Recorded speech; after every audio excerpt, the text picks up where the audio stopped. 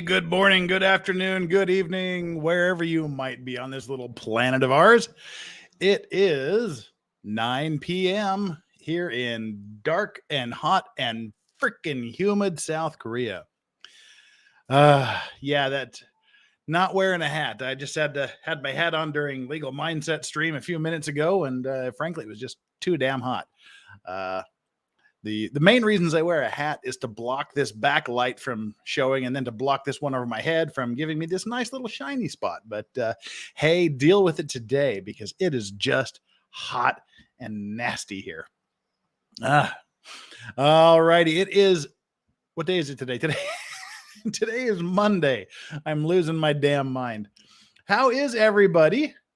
Catch up here. Oh, Soy Mafia, Elaine is waiting to Uber Jeff in Utah in 2 weeks' time. That's what you were saying over there on Legal Mindset stream. Couldn't figure it out. Have I done the internet historian's take on Costa Concordia yet? No, I have not. I'll be talking about the case at some point. We will get there. Patrick, long time no see. It's been all about 10 minutes. Well, hopefully we'll be disconnecting from reality, but fair warning, today's story is a bit grim. It involves massive loss of life in a ship collision accident. That's what we do here on Monday. We kind of screw around. I mainly do maritime law and corporate law. So we kind of do something a little different on Mondays. We review ship collisions. We talk about shipping cases. Things like that. And today we're going to be talking about one specific case, called the Sunshine Skyway Bridge collapse case. But we'll also, depending on how quick we get through it, we might watch a couple other videos of shipping accidents like we normally do. So this isn't everybody's thing. I get that. I mean, shipping accidents and things, that's not everybody's deal, but that's just a little day where we sit here to have fun and relax and just kind of do something that not everyone else is doing. And people seem to like it, so we're going to keep on doing it. For those of you that are new here, and for those of you that are longtime viewers but still haven't done so, please do not forget to like the video. Please do not forget to subscribe to the video. If you have not already done so, who wants to be a hero today? That's what you have to ask yourself. You have to look in the mirror and ask yourself, am I a hero today? If you have not subscribed, please do. I have 21,997 subscribers. 3 more to hit 22,000. Who is it going to be? Who are the 3 non-subscribed people that are going to step forward and push me up over the 22,000 mark? Ask yourself, is today the day you're going to be a hero? If it is, hit that subscribe button. And don't forget to slap that bell end so you get notified every time I put something up. I am doing quite well. We had a very, very alcohol-fueled Friday night. And then I had a very, very alcohol-fueled Saturday morning with my time. It was early Saturday afternoon with Nick Ricada over at Ricada Law on his stream. And then I had a very alcohol-fueled Saturday night, as a group of my friends threw me one of my birthday parties. And then Sunday was kind of spent in a coma. So today we've got the Johnny Depp Mega Pint Legal Vices Pimp Daddy Cup filled with the second round of vodka tonics for the night. And that's kind of, we're going to be taking it a little bit easy. Still in recovery from our festive weekend. And for those of you that are from the United States, happy Independence Day, happy 4th of July. And for those of you that are in the United Kingdom, deal with it. Just kidding. But it is the 4th of July. It is the U.S. Independence Day today. So I've got my Mount Rushmore shirt on. And one back of house item. Earlier on Nick's stream earlier today on his locals, someone, can't for the life of me remember who, said that I owed them a shot from a couple of weeks ago. I can't remember who it was. I can't remember what shot I owed them, but I promised I would do it today. So we've got the official 4th of July titties shot glass out here and a shot of Colonel E.H. Taylor single barrel bottled in bond. Fantastic, fantastic bourbon. An absolute amazing bourbon. And because this is effing expensive and effing delicious, to whomever I owe this shot to, I am going to sip this gently and enjoy the flavors. But this is what I owed somebody, apparently. And if someone tells me I owe them a shot, I'm probably going to believe them. That's good. And if you hear heavy breathing and or snoring, the dogs are in the room with me tonight. So we've got the dogs going. They haven't seen me all day, and I had to do a bunch of stuff, and so they wanted to be near me. They wanted to brave the heat here in this room where the air conditioner doesn't reach. Well, alrighty then. That I think that takes care of most of the people, most of the background stuff, and I think we can just kind of get right into it today. Where are we all here from? You want to give a shout out to your hometown? Please feel free. And a special shout out to the mods. The mods always do a fantastic job. They are always deeply, deeply appreciated for everything they do to keep my show looking less crappy than it actually is. All righty. Got lots of US things. Mixed shots today? No. We are not mixing shots. We're not doing shots. We're not even. We're nursing this one small this one small glass of titty whiskey. We've got our titty whiskey going, and then I'll just slowly nurse the vodka tonic as we go tonight. Still in recovery mode.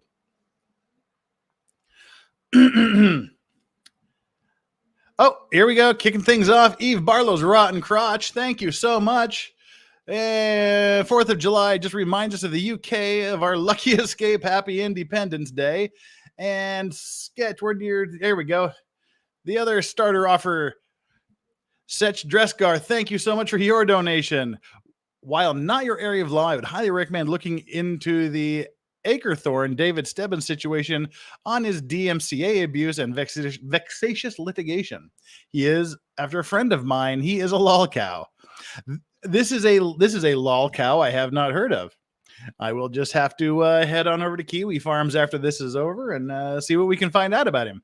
Thank you so much. Always in the mood for a new lol cow. I only have a few lol cows in my on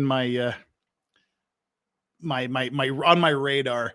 I mean, I was a huge opponent of DSP, if you know DSP gaming, way before anybody else was. We're talking 10 years ago.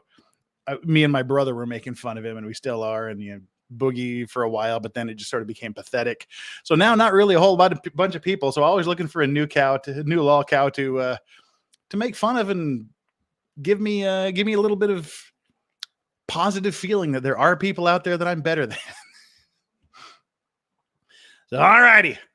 Happy July 4th. Happy Maritime Accident Day. And for those of you that are wondering, tomorrow is my birthday. I know most of you probably know that by now, but yeah, tomorrow is my birthday, July 5th. We're going to be doing just a fun stream again. Just talking about, well, this all stemmed from the drink-a-thon that we had last Friday. I had about 12 articles I wanted to get through, because you guys pumped me so hard and so fast full of whiskey and vodka and rum. And we had Scotch, bourbon, Irish, vodka, rum, rye. And I think that was, we had Norwegian whiskey as well. So yeah, it pretty much pumped me full of booze and alcohol real quick, real fast. And I only got to about 2 of the 12 articles I wanted to do. So we'll talk about some of those tomorrow. We'll also do some other fun stuff, I guess. Just kind of keep it chill. There's a few fun things that I want to do tomorrow night, just for birthday shits and giggles. Now, I really do think that's all we have to get out of the way before we get going. Just trying to think through my senior moments. Yep. Okay. That is it. Let us bring up our first. This is a newsreel. Well, this is a news story because the 40th anniversary of this was just a couple of weeks ago. And this was a news story from the area regarding the 40th anniversary of this shipping accident. And then we'll go back and we'll watch about a 25-minute video of the accident. Let's see here. Share that screen. Do 42nd anniversary. Sorry. I said 40th anniversary. Trust. It's something you have to earn. Since 1977, Tri-County-Aero's worked hard. We don't get to make this bigger, unfortunately. And with your family. And remember, no matter what the weather, Tri-County makes it better. Boop.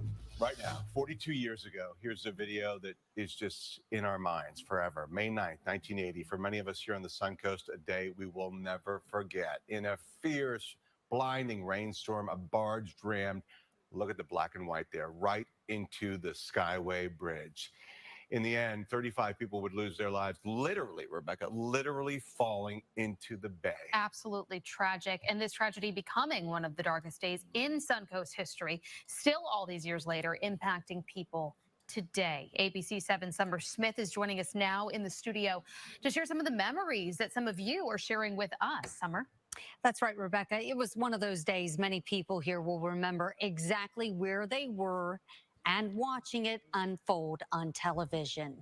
Once the barge hit the pylons on the bridge, the lanes just fell into the bay. It was the Summit Venture heading into the port of Tampa Bay when a sudden storm rolled in. The area in thick fog, parts of the southbound span came tumbling down.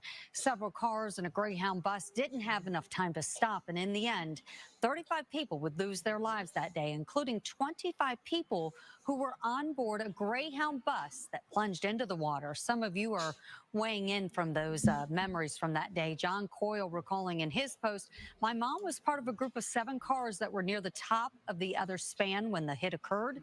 They all saw lights going off on the bridge through the pouring rain."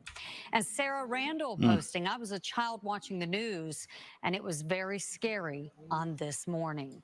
3 people were lucky to live that day. The trio in a car dangling from the bridge. Definitely a day that we will never forget. Reporting live from the studio, Summer Smith, ABC 7, your local station. Wow. So yeah, that's the brief overview of this for the 42nd anniversary. That was about 2 months ago. So yeah, that's what we're going to be talking about tonight.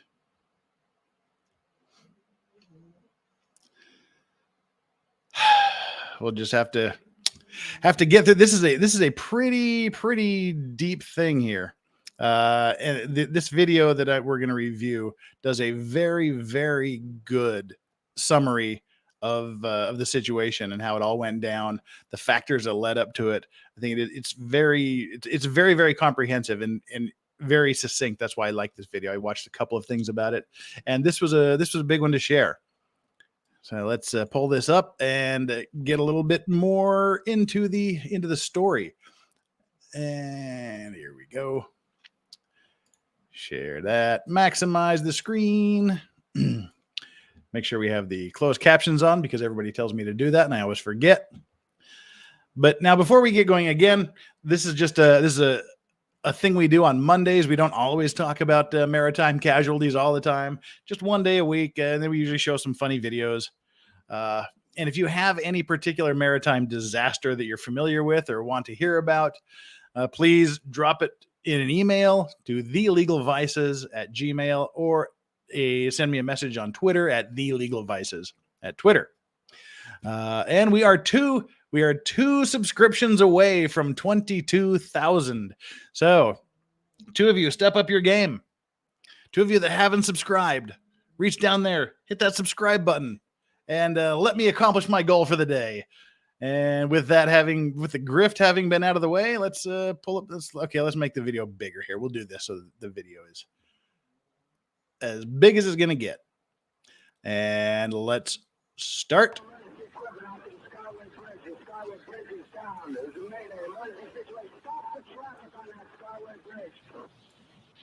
All stations, this is United States Coast Guard, St. Petersburg, Florida.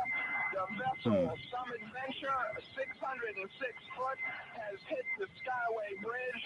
Any vessels in Tampa Bay area, Skyway vicinity, proceed and assist. There are reports of people in the water. Can you imagine? Can you just imagine that? You happen to be on the bridge when a boat hits it. Now we did the video about the drunk Russian captain that steered his boat into the bridge, his big ship into the bridge just outside my window. But that was an extremely slow speed collision. Did not do much damage to the bridge at all. Nobody was injured. That was more funny than it was serious. But yeah, and this is sort of a recreation of what the weather was like, and the weather played a factor in everything, in the shipping accident itself, and how it happened, in the loss of life. And thank you, everybody. We have just hit 22,001 subscribers. Bless you all. You are so awesome. I love all of you. And again, so the weather figures into everything: the loss of life, the recovery efforts, the response, how it all went down. And it's a pretty grim story. Okay, I have to do this right here. Buru Berries says, what about the Sewol ferry disaster with all students? Yeah, for those of you that don't know, several years ago on April 16th here in Korea, a ferry accident happened where a ferry capsized, and pulling the number off the top of my head, the ship was almost entirely full of students on a school field trip activity. And the capsizing killed, I think it was 436 high school students. Yeah, I mean, it's the biggest disaster basically in Korean history, other than like the Korean War. I will not be talking about that, just for one very specific and very serious reason. Nothing good can come from me talking about it. It's sacred ground here in Korea. You just don't do commentary on things like that. You don't. It's just kind of an off limits topic. I think it's been 6 years and it's still incredibly sensitive. So if anybody wants to go learn about the Sewol ferry accident, it's Sewol, I think it's how they spell it in English. Feel free to do your own research. But yeah, that would make me absolutely zero friends here in Korea if I as a foreigner were to do something critical of anything to do with that situation here in Korea. So yeah, that is the one off limits topics basically for me is the Sewol ferry accident. Sorry, with that out of the way, let's jump back in. I hope you all understand that if you were wondering when I was going to be doing the Sewol ferry disaster, but unfortunately it's just not going to happen. Department of Coast Guard, St. Petersburg. I'm dropping in on bars and we'll be headed for the bridge to assist. So get your pocket. I want 5441. Coast Guard, St. Petersburg. Roger, have the name of your vessel again, please. Over. The Tug Dixie Progress. The Tug Dixie Progress. Dixie Progress, Coast Guard, St. Petersburg. Roger, please advise me when you're on scene and the number of people you pick up out of the water. Some Adventure, Coast Guard, St. Petersburg. Did either span of the Skyway go down into the water? Over. Westbound. An entire section of the bridge collapsed. Ugh. Westbound is down in the water.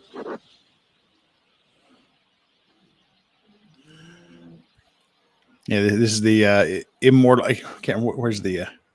Spanning the lower Tampa Bay from the city of St. Petersburg on the north end to the small community of Terracea on the south-southeast end, the original Sunshine Skyway Bridge was a massive undertaking.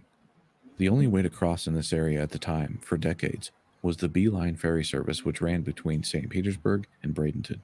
Starting in the late 1920s as a two-ship ferry service, the passage became an icon in the area, and while remembered fondly, it was utilized in more of a tourism or getaway capacity, rather than a main artery for commerce, and was eventually deemed inadequate for the quickly growing lower Tampa Bay area.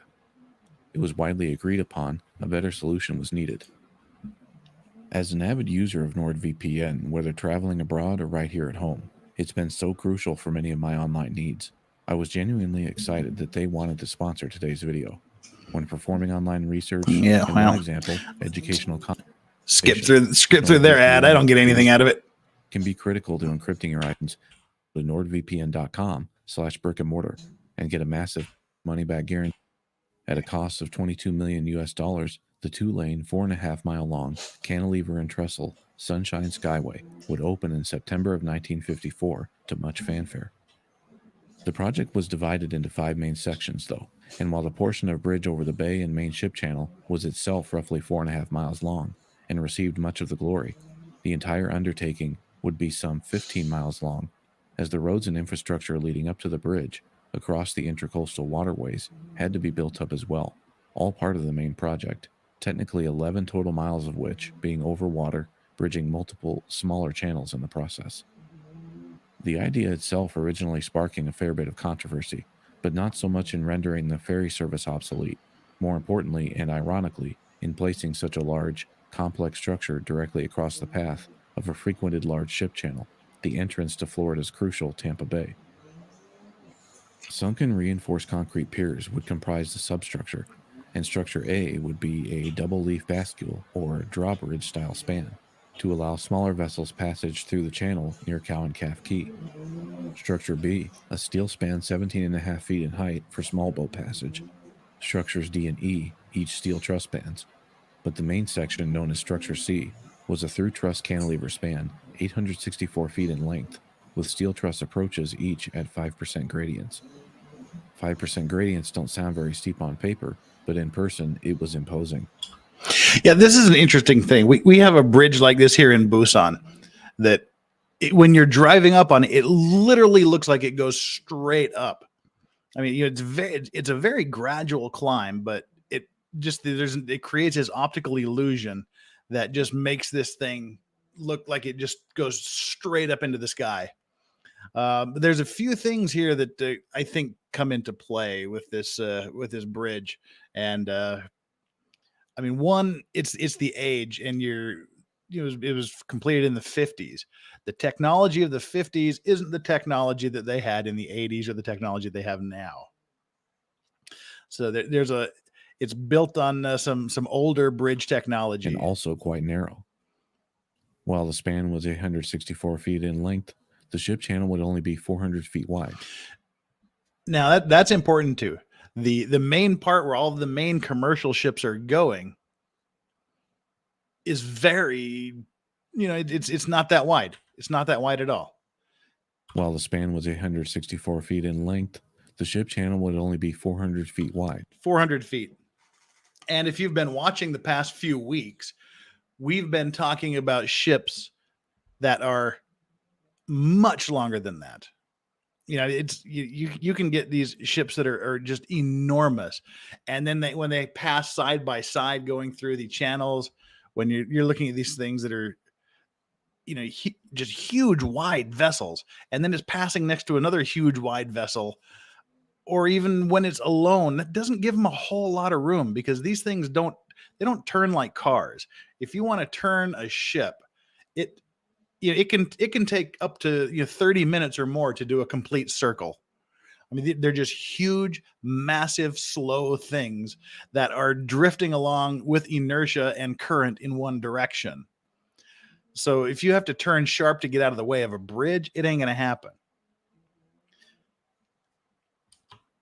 As this was the width the channel deep enough for large vessels could be maintained without compromising the main bridge piers. At the time, 2 lanes and two-way traffic on this single bridge not only seemed intimidating for motorists, especially with the steel see-through graded metal deck. It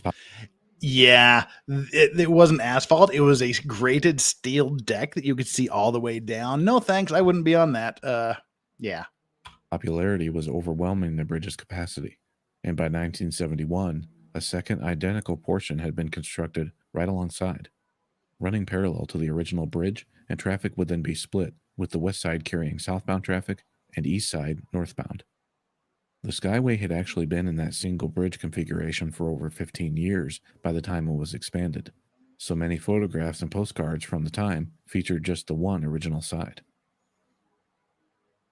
Launched in 1976, the Summit Venture was laid down or built by Oshima Shipbuilding Company out of Nagasaki, Japan. So this is the ship they're talking about. So it was what, 1976. It was built in Japan, operated by Hercules carriers out of Monrovia, Liberia. It was a bulk carrier, and the bulk carriers tend to ride lower down in the water, and they're a lot heavier usually, especially if they're full. And so it gives them a little bit more of a lower profile in the water. Originally owned and operated by Hercules carriers out of Monrovia, Liberia, the vessel would be of Liberia license. With a length of 609 feet and a width or beam of 85 feet. So again, we'll say it's about 100 feet wide, just a nice round number. And it's passing under a part of the bridge that's only 400 feet wide. So there's only about 150 feet, or what about, what are we going to say? 40 something meters on either side of the ship to do any maneuvering. So it's relatively tight going under that particular section of the bridge. The Summit Venture was a massive bulk carrier with a total or dead weight of 33,912 tons. Bulk carriers of this type contain huge tanks or holds. Now, the one thing he didn't mention, I don't know if they're going to do it again, I can't remember, but you'll see the length of this thing is 609 feet, 185 meters. Again, the width of that area where the ship passes under is only 400 feet wide. So if this ship goes sideways, it still has, it's 200 feet too long to go through this place sideways. And if you come in at an angle, you have to go straight in there to have a hope of having safe passage under there. If this thing gets turned sideways when it goes under this bridge, it ain't going to make it. Sunken into the ship's superstructure, designed to carry both dry goods like grains, coals, cement, and other powder-like substances during the late 1970s. Cocaine. With a crew of primarily Chinese and Taiwanese descent. The Summit Venture would see routes take it from Japan to Korea, the Gulf of Mexico, through the Panama Canal, and more. It was a vessel considered well-traveled, with a crew of much seafaring experience. On Friday morning, May 9th, 1980, the Summit Venture was waiting in the anchorage just outside Tampa Bay. And so what they'll do is if the port is full or too crowded, they'll just have the ships drop anchor and wait outside the outer port or outside the port limits until it's their turn to go in. And then they'll have their berthing schedule, and then they'll go in according to their schedule to berth at the proper berth. Or if they're waiting to pick up a load, like in this case, a load of phosphate, if they're waiting to pick up a load and the load's not ready yet, then they'll wait out until the whatever it is they're going to load shows up at the port. And so there is a lot of time where you're just waiting there, sitting, waiting to go into the port. And that's how we started this particular day. Ready to pick up a load of phosphate for Mitsubishi International, destined for Korea. Navigating into the bay, though, was and still is a tremendously difficult task that just can't be overstated. Earlier that same year, January 28, 1980, the U.S. Coast Guard cutter Blackthorn and much larger tanker MV Capricorn collided in the middle of the night, just to the west of the bridge near the intersection of Cut A and Mullet Key channels. Due to navigational errors on behalf of both parties, this caused the immediate capsizing of the Coast Guard cutter and loss of over 20 servicemen. Okay, let's back up just a bit to the. Yeah, so as you showed you, they have these. They have this key here, and this is the pilot station. That's where the pilot. We saw the video a couple of weeks ago. If you saw it, where the pilot tried to get on in bad weather, and he went up. The ship came up higher and crushed his leg, and left him there trying to climb the rope with a shattered leg. This is the place where they get on the ship, and then you have to navigate around this key here, and you have to make this turn. This is the channel. This is like the highway of the sea. These are where the entering and exiting ships go along this path, the sea routes, the fairways they'll call them. So they have to come along this route here, and if they keep going straight, along this line, boom, they hit the bridge. So they have to come around here. They have to make this turn in here, turn to port that way, and then make another slight turn to port to make it through this rather narrow gap. I mean, they were saying it was 15 miles long, over 20 kilometers long, the entire bridge. But the only place these ships can go is this little tiny 400 foot, basically 120 meter space that they get to go through. And so that's what it's interesting. There was an accident here that occurred just a few months before this accident we're talking about today. And Mullet Key channels. Due to navigational errors on behalf of both parties, this caused the immediate capsizing of the Coast Guard cutter and loss of over 20 servicemen. February 5th, 1980, the 600-foot bulk carrier MV Thalassini Mana struck the southbound or western side of the bridge on its way into Tampa Bay. Fortunately, with no loss. So there we go. Another accident where it hit the bridge, but didn't do any damage to it. I mean, what that should tell you how difficult this is. There was an accident just outside two in the same year, in the same month in February, and this time it was a 600-foot carrier. Southbound or western side of the bridge on its way into Tampa Bay. Fortunately, with no loss of life, and only caused a temporary closure of the bridge for minor repairs. February 16th, 1980, the 700-foot bulk carrier MV Joanna Ban of Liberian Registry struck a southbound bridge pier on its way into Tampa Bay. Are you seeing a pattern here? This is how ridiculously dangerous this bridge was at the time. You've got a January accident that kills 20 people from the Coast Guard.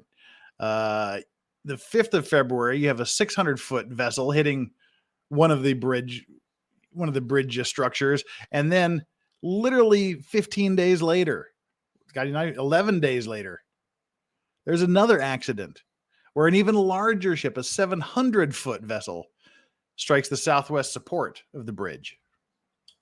Again, with no injuries, fortunately, but it was said this collision was severe enough to knock several large chunks of concrete from the pier it impacted.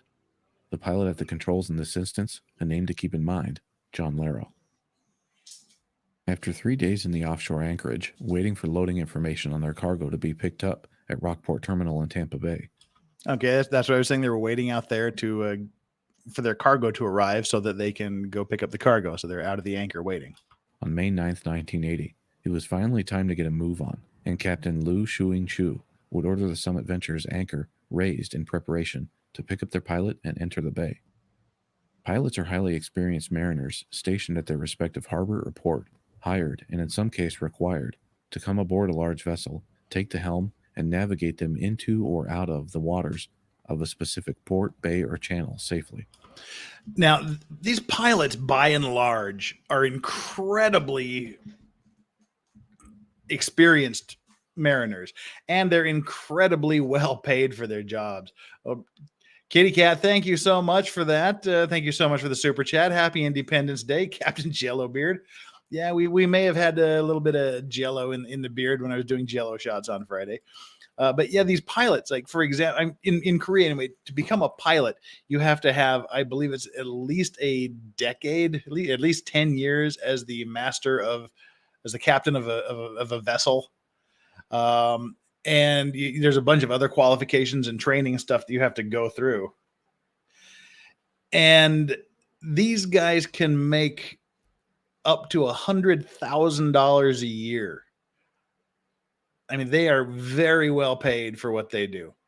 And that is their whole job, is to take a ship from the pilot station to the pier, or from the pier back to the pilot station. And before and after the pilot station, then it's up to the captain. He gets them to the pilot station. The pilot takes them in. Another pilot takes them out to the pilot station. Then he gets off, and the captain of the vessel, continues along their way.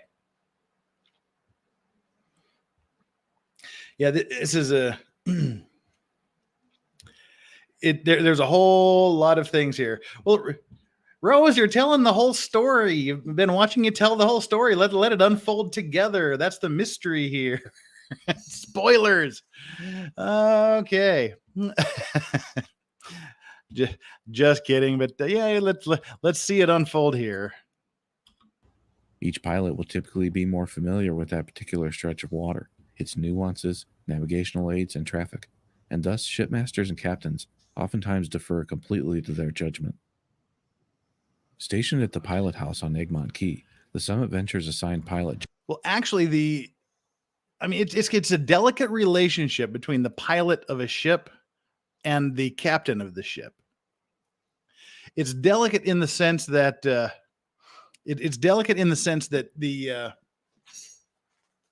pilot is, for all intents and purposes, in charge of navigating your ship. But as the captain of that ship, anything that goes wrong is essentially your fault because it's your ship. And almost universally, pilots will have these cards, either pilot cards that have the terms of the pilotage, that when they get on the ship, the master, the captain of, we call them masters. If I say master, I mean captain. The master of the vessel will sign this pilot card. And one of the terms of the pilot cards is that the pilot is not responsible for anything that goes wrong while he's in charge of the vessel, unless it was an intentional act by the pilot or it was grossly negligent. And grossly negligent isn't just negligence. It has to be such an egregious action that it almost is the same as an intentional act. So if basically the pilot card says that if we're going through and we hit another ship, if I'm piloting this vessel and we hit a ship and it was my fault, I don't have any liability for it. The ship owners will have the liability for it. They basically sign away almost all of their liability for an accident. So that's a huge thing. That is a huge area of contention when the pilot makes a huge fuck up, and he should be liable. And in any other normal relationship, he would be found liable. Because you have this pilot card that's signed, that you waive these rights, the pilot gets to basically walk away without liability. I mean, he may have some sort of administrative punishment from the Coast Guard or whoever licenses the ships there. But yeah, it's, and I mean, we're dealing with a couple of cases right now where we really wish we could get around this pilot clause, but they're pretty much set in stone. They're pretty much accepted all around the entire world. And what if I don't want to sign that? Well, then you don't get a pilot on your ship. And a lot of places have mandatory pilotage where you're required by law to have a pilot your vessel. And if you don't sign the waiver, the pilot doesn't pilot your ship and you don't get to go into port. So yeah, when the narrator here says that they will rely heavily on the pilot's instructions or whatever the word was, the master of the vessel is required to follow the pilot's instructions until the master determines that something the pilot is doing essentially creates a safety risk or risk of collision or some other danger to the ship or the people on it. And then even if he knows nothing about the port, even if the master has no knowledge of this port, it's his first time going into this port, he still has the duty to take control of his vessel and prevent his vessel from doing damage or causing accidents. It's a really interesting legal tightrope to walk. For me anyway, it may be boring as fuck to all of you people, but it's fascinating to me that you have to follow the instructions of someone who's not liable for an accident unless you think that there is going to be an accident, and then you're still responsible even if you can't avoid the accident that he caused. Back to pilot John Larrow. John Larrow would approach the vessel and come aboard at about 0620. By the way, to remember John Larrow, he said to remember the name. John Larrow, the pilot in this case, was also the pilot that was on board this ship that rammed into the bridge in February of that year. So the same pilot that was involved in an earlier accident is now the same pilot that's on board this vessel. Accompanied by pilot in training, Bruce R. Atkins. Still early in the AM, the morning's light was slowly creeping in, and the weather was overcast with a slight fog.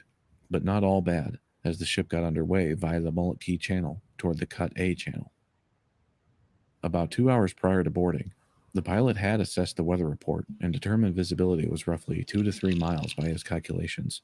Again, not the greatest, but well enough to get on with morning duties. The Summit Venture made contact with the outbound vessel MV Good Sailor, passing each other to their port sides, and they would also contact the tugboat Dixie Progress, laden with the heavy barge, who agreed to allow the Summit Venture to overtake and enter the channel first. The pilot in training, still in command, ordered full ahead of the Venture's engines, approximately 11 nautical miles per hour. By 0721, with the rain increasing and vessel nearing the Cut A channel, the pilot John Larrow took over from trainee Atkins. Okay, let's jump this back about 10 seconds here. See, we have this barge coming up here. And this is a crossing situation. And it's interesting because if you're looking at the collision regulations, if you have a ship on your right side, if you have a ship on your starboard side, you have to stay out of the way of the ship that's on your right side. So in this situation, in this crossing type situation, the vessel here, the one that's going to hit the bridge, has a duty to stay out of the way of this barge. However, if you communicate with each other by radio, you can agree to a different set of things. Just as this is just a regulation that is basically in place unless you have reached some other agreement with the ship. So these two ships agreed to let the vessel go first, and the barge would hang around and wait. Let's see if we can move this out of the way a little bit here. Oh, I guess not. All right. A vessel nearing the Cut A channel, the pilot John Larrow took over from trainee Atkins. Passing between buoys 15 and 16 now, a sudden burst of rain and wind caused them to lose visual on the... Okay, and this indicates by the trainee pilot being taken over by the allegedly more experienced pilot, says that the more experienced pilot, this John Larrow, knew that the situation was getting bad, and it had now the weather or whatever had deteriorated to the point where it was no longer safe to leave the trainee in charge. So he takes over. Between buoys 15 and 16 now, a sudden burst of rain and wind caused them to lose visual on the next buoys 1A and 2A, but crucially, they still had them on radar. Yeah, and as you're going in, they have these buoys, these lighted buoys with green and red lights to tell you where you are in the whole grand scheme of things and to keep you between the two of them. But the weather got so bad they couldn't see them. And they said they could still see the buoys on the radar, but if any of you have ever seen a ship's radar, you know that it's really hard to see things on the radar, like small floating buoys and whatnot, because they just look like waves. It's very hard to pick them out. So basically, they're now navigating towards this bridge blind. Immediately, the squall began to increase in intensity, and at less than a quarter mile from the buoys, they suddenly disappeared from the radar screen as well. Buoys 1A and especially 2A being crucial navigation aids for inbound vessels making the 18-degree turn between Cut A and Mullet Key channels. Then the combination of 1A, 2A, and 3A, 4A, creating a guideline indicating whether a ship is properly in the 400-foot wide channel and on course to pass under the Skyway. You want to stay between the red and the green. That's your highway. Those are the shoulders of the highway. Don't go to the right of the green and don't to the red, and don't go to the left of the green if you're going into port. Larrow had also reduced the engines to half ahead, approximately 9.5 nautical miles per hour, and already set a course compensating for what were the current southwest wind speeds. But when the rains picked up and wiped the buoys off the radar, so did the winds dramatically to near hurricane force. They were in the middle of what every sailor dreads, a sudden, violent microburst. Now, this is also a thing that is when you hear about ship accidents and things, and you ask them what the visibility was, how far ahead can you see? The answer a lot of times is literally visibility is zero. You can't see at all in front of you. I mean, literally, you can't see a few meters in front of you in some conditions, and fog and rain and high winds. But a huge amount of cases, even if you can see a little bit in front of you, again, these ships are 400, 500, 600, 700 feet long, 1, 2, 300 meters long they can be. Even if you can see in the bridge, in the control room, you can't see the end of your own ship. And so they'll often put watchmen out on the end of the ship trying to see something out into the fog, out into the shitty weather.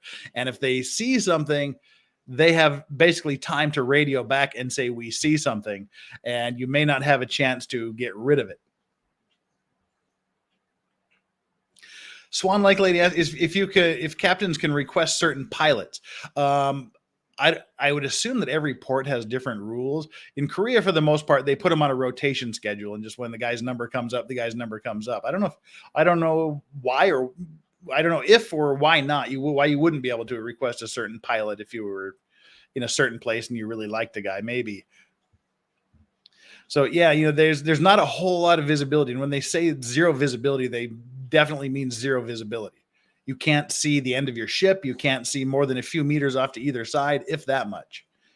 And then you're in a hurricane force winds with driving rain and fog. You're fucked. Losing visual and radar return to the buoys, even with a lookout now on the starboard side. Yeah, see, they had the looking lookouts. closely for 2A on Laro's orders. The pilot told the ship's master to make anchors ready for dropping in case the need arises for more stopping power. And that's what we showed the video last time, where the ship was coming straight into the pier, and then at the last second they dropped their anchor, which I should have said they should have dropped their anchor a hell of a long time before they did. But that's what he's saying that the pilot in this case was doing. He's saying get ready to drop the anchors in case there's an emergency and we have to try to stop. Because if you're just relying on inertia to slow down this, I mean, it takes a lot of time to slow down. It was a 34,000 ton vessel that's moving at a pretty good rate of speed through the water. You can't just put the brakes on. You have to literally reverse the engines and use the reverse. I don't want to get too geeky here, but basically you have to use the reverse force to slow it down, bring it to a stop, and then start moving backwards again. So a lot of times dropping the anchor is like one of the last things you can do to try to stop the ship more quickly than it normally would. The lookout suddenly reported to have seen the buoy off the starboard bow, but with no details of distance or angle. Laro used... Yes, and that's a very bad thing. Again, if you're going into the port, you should be between the red buoy and the green buoy. If you see the red buoy off the left side, off the port side of your vessel, you're off the highway. You are in the oceanic, the maritime weeds. You are not where you need to be. Seen the buoy off the starboard bow, but with no details of distance or angle. Laro used this brief sighting to assume the buoy was 50 feet or less from the bow, and decided to make his turn and to cut A accordingly. At 0731, turning to the heading Laro thought had them in the channel and on course, he ordered engines slowed even more to slow ahead maneuvering speeds. Okay, this is a common mistake. We'll call it a mistake in this case. You're supposed to be, let's go back. You're supposed to be on this course here. You're supposed to come here, turn 18 degrees to the port, and go this way. But you make the mistake and go out of the line. You're outside of the lines. You're no longer coloring inside the lines in your little coloring book. You have to adjust course. So he would say, okay, we're off course. We need to turn 18 degrees. You turn 18 degrees, and all you're doing is continuing this way. So to be out of the lines and then make an 18-degree turn, that ain't where you need to be. When you come out, you have to overcorrect to get back. You have to go far more than 18 degrees to get back into this lane. And it sounds to me, again, I don't know the details. It was a billion years ago, but it sounds like they saw the buoy, said, okay, we need to, that's the turn point. We need to turn 18 degrees. And so they turned 18 degrees, which did not put them in a clearance to get under this bridge. And bad stuff is about to happen. At 0731, turning to the heading Laroe thought had them in the channel and on course, he ordered engines slowed even more to slow ahead maneuvering speeds, approximately 6 nautical miles per hour. When the portion of bridge above Pier 2S finally came into view, roughly 1 ship length ahead of them, 600 feet ahead of this, they see the bridge. That sounds like a hell of a long way. But again, it was 1 car length away from your car smashing into a bridge. If you think of it in those terms, the ship was 600 feet. They were about 600 feet from the bridge. So imagine you're in your 20 feet, you're in your car driving down the road, and suddenly a wall shows up 1 car length away from you. There's no way you're stopping before you hit it. None. You can just see how far you can slow down. it was too late. Laroe immediately rang full astern to the engine room, meaning full power in reverse, and ordered hard to port, let go both anchors. The port anchor was... So they dropped the anchors. That's the deal. So when hard to port, I mean, you turn the wheel to as far as port as possible. So you turn left and drop the anchors. Now he's doing this. That is the very last thing you do before an accident. You go hard to port or hard to starboard, drop anchors, and reverse engines. And that is literally the only thing you can do. And then you just have to wait for physics to sort it out. Once you've done those things, there is literally nothing you can do. And whatever's going to happen is going to happen. And that's why I've said the past several times that ship accidents happen in remarkably slow motion. So pretty much minutes in advance that you're going to hit something. And you can just get ready for the impact. In reverse, and ordered hard to port, let go both anchors.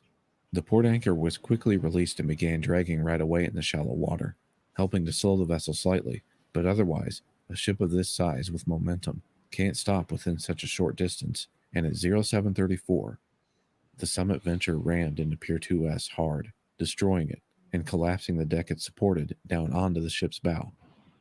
Ugh. Still continuing with its forward momentum, the massive vessel didn't come to a complete stop until it scraped amidships on what was left of Pier 2S, with the bow of the ship now protruding under the untouched eastern portion of the bridge.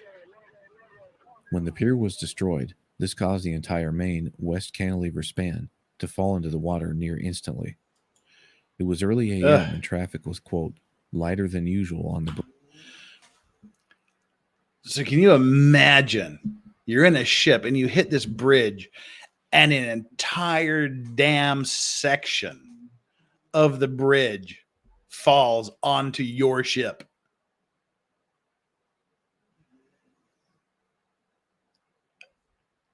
That would be a huge wake-up call to have this gigantic section of bridge fall on you.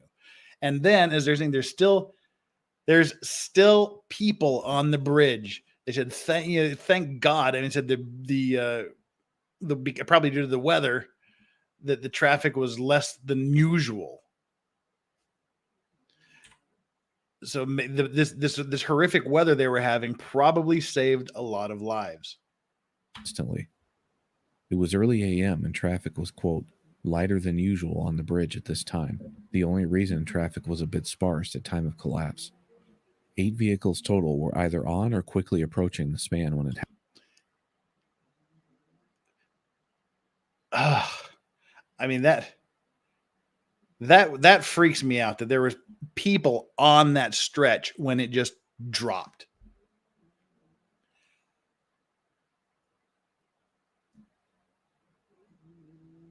I mean, you would, the rest of your life would literally be long enough to say, what the fuck? And then you're dead. That's it. If you're on that span as it drops away. Happened. A Greyhound bus loaded with passengers, along with 6 passenger cars, were destroyed immediately in the 150-foot fall. That's a long fall. That's like 30 meters, 35 meters, 33 meters, somewhere around there. No, it'd be a little more than that, wouldn't it? 150 feet. Yeah, it'd be about 40, 45 meters. I can't do math. I can't do conversions. I think in feet or meters, I don't convert them well. But yeah, it's a big drop. You're talking 40 meters at least. 40, 43 meters, somewhere around there. Boom. That's it. That's the rest of your damn life. You're on a bus going to meet somebody somewhere, and that's it. Lights out. Done. You've got just enough time to wonder what the fuck, and then you're dead. The equivalent of falling from or driving off a roughly 14-story building. There you go. All destroyed via impact with the water or crushed from above by other falling vehicles or debris. The one motorist to survive the fall, Wesley McIntyre, was in a small pickup directly above the port bow as the deck portion he occupied collapsed. The pickup bouncing off the ship, landing in the water, sinking 40 feet to the bottom almost instantly. Damn. Let's look at that again. Pickup bouncing off the ship. That's a picture of the incident there. So you fall, and that's probably why he lived, because the ship is pretty high out of the water. Even though it's a bulk carrier and they tend to ride low in the water, it's still higher than the water. So he falls when this span of bridge collapses and lands on the ship, falls off the ship in his car, in his truck, and sinks to the bottom 40 feet below, 33, 34 meters. Nah, not meters. Sorry, 10 or 12, I guess it'd be what, about 12, 15 meters to the bottom. And so he's stuck there in his car.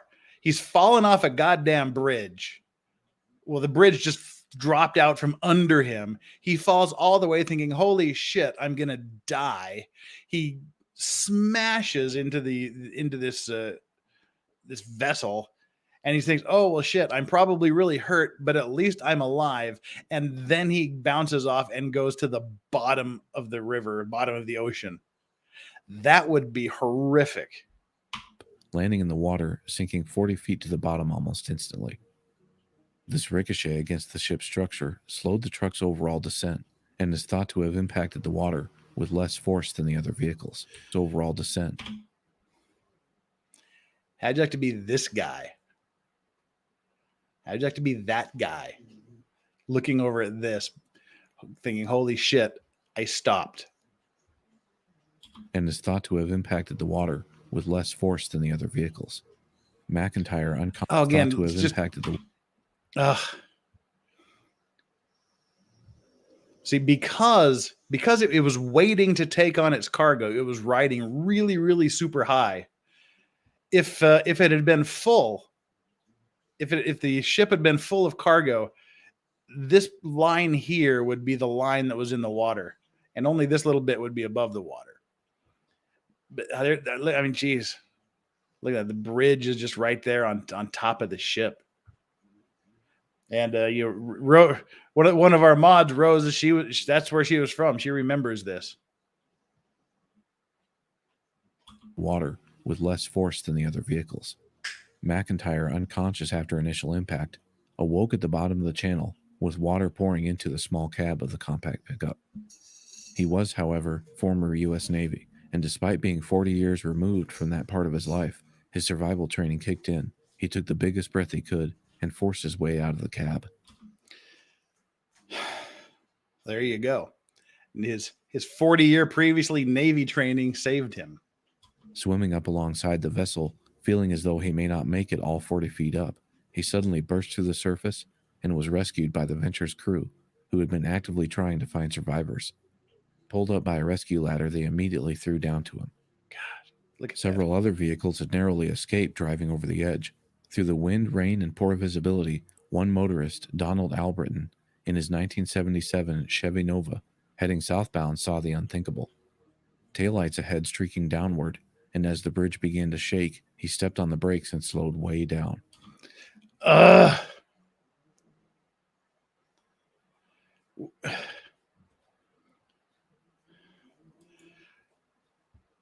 Doral, thank you so much for the super sticker. Always deeply, deeply appreciated. Oh, can you imagine being there? And as they said, just you see suddenly all of the tail lights in front of you are no longer in front of you. The tail lights just go, woof, and the bridge starts to shake.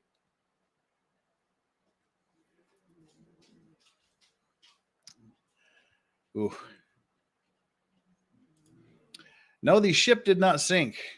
I don't know how many crew were on board, but I don't believe anyone on board the ship died or was seriously injured. I can't remember. But I mean, this is just like all of the things that could possibly go wrong in your day would be happening right here. I mean, sorry, we read that already. Suddenly, he witnessed the superstructure twist and roll and plummet right before his eyes. Recognizing the danger, he stopped and began reversing slowly back down the uphill approach, waving his left arm wildly out the window to flag down the oncoming cars that he could clearly see heading his way. Again, for those of you that are just getting here recently, this is an accident that took place in 1980 in Tampa, Florida, when a ship came and collided with this bridge, causing it to collapse, causing a huge section of the bridge to just drop into the water. And this guy here, he saw what happened. He's backing down, waving his arm out the window, trying to get people to stop. And they're probably just thinking, if they see him in the bad weather, they're probably going, "What the fuck is your problem, you crazy son of a bitch? Well, you're going the wrong way on the bridge." And they didn't follow him. Patrick Kennedy, thank you so much, brother. All of this stuff sucks. Don't get me wrong, but please do not be afraid to live your life. Shit like this, when it's your time is up. You know, it's just a gamble. I mean, the odds are ridiculous that a bridge you're happy to be driving on in the middle of a hurricane force storm is just going to drop out from under you is probably as close to zero as you can possibly get. But it can happen. I completely agree with you, Patrick. Thank you so much for that super chat. Do not be afraid to live your life. No avail. Roughly 3 cars zoomed past him in the left lane and then a Greyhound bus shortly behind them. By the NTSB's calculations, this was roughly 2 to 2.5 minutes after the collapse, more than enough time to have stopped if they'd been aware of the dangers ahead. The tug Dixie Progress was the first of multiple vessels to arrive on scene, followed by tug Bradenton, both searching and attempting to assist. However, there were no survivors to be found. No one on board the Venture was injured, and McIntyre, the pickup driver that survived the fall, was the only victim to escape with injuries. In total, 35 souls were lost, all of which in the vehicles that plummeted due to collapse. Yeah, so no one on the ship was killed. It was all from people that were on the bridge or when it collapsed or drove off the edge of the bridge after it had collapsed. And Natalie McClendon says it wasn't really a hurricane. Yeah, it wasn't a hurricane. It was near hurricane force winds with rain and fog. I mean, it wasn't a named hurricane.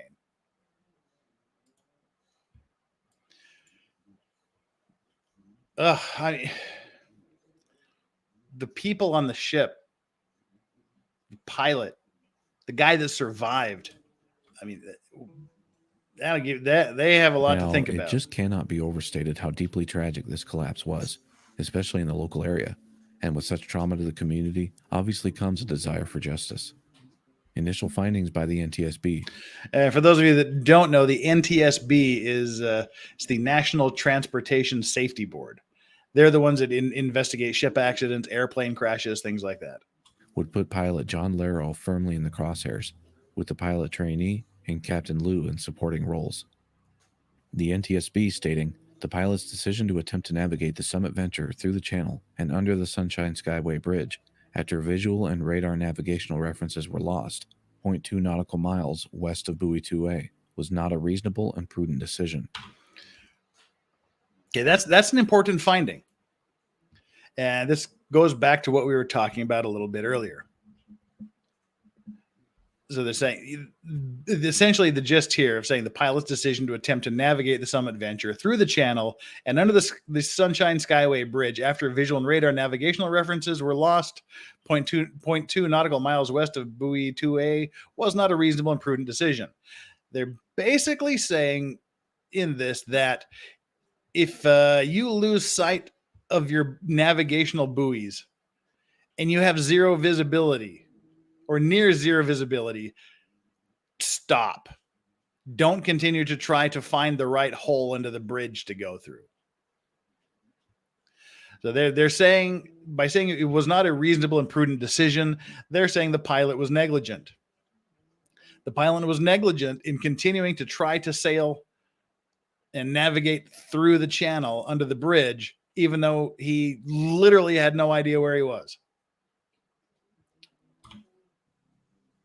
The Coast Guard echoed this sentiment and added, "The master of the Summit venture, Captain Liu, did not fully exercise his responsibilities for the safe conduct of his vessel, in that he expressed no concerns to the pilot when he did, in fact, have misgivings during the transit through Mullet Key Channel." And again, this goes back to what we were saying. The pilot may have zero experience going under this bridge. And he's got to listen to the pilot. He's got to follow the pilot's instructions. But if the pilot feels at some point, if the captain of the vessel feels at some point that something's not right, that there's a risk of collision, or if he even believes there might be a possibility of a risk of collision or other accident, he then has an affirmative duty to step in and say, and override the pilot and say, we're stopped. We're not going anywhere. We're not doing anything. No, that's not what's going to happen. We're going to wait for the weather to clear up. We're going to wait for visibility. So yeah, the NTSB said the pilot intercoursed up, the pilot screwed up and was negligent in relation to the accident. He was negligent for going, but also the master of the vessel, the Summit Venture, he was also negligent in not taking over and not doing anything to countermand the pilot's activities, because after he felt that there was a concern about the safe passage of the vessel. So just because you say, okay, just because you give your car to a driver and sit in the back seat, you can't just say, all right, whatever my driver wants to do. Not in a ship. In a ship, even though you're basically sitting in the back seat and you've turned the keys over to your driver, if the driver is doing some shit, you need to tell him to stop doing that shit. And it's a huge judgment call, because you have the pilot who's not very familiar with the ins and outs of this channel, and he literally he's trusting the lives of himself and his crew and the vessel and the cargo to this guy who just got on board the ship.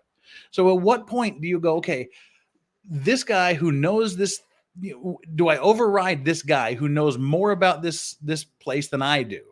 At what point do you feel like you have the obligation to step in and take over from a guy who that's his job, is to take ships right where you are?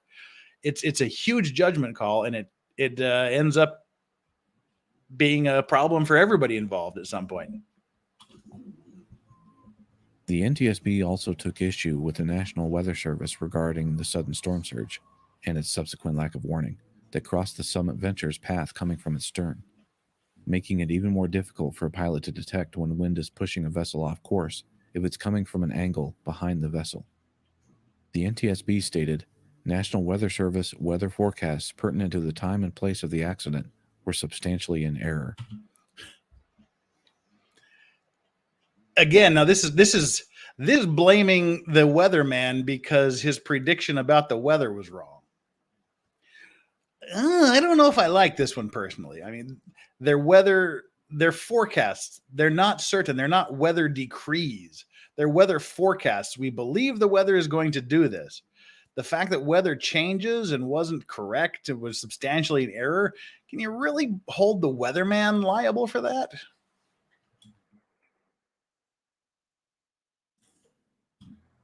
Perhaps most crucial to this accident was the lack of bridge pier protection. Now, this is interesting. This is a very, very good point. This is what I was talking about before, about this bridge was built with 1950s technology and resources and design techniques in mind, not the 1980s, not where we'd got. So they made substantial revisions to the area around the bridge.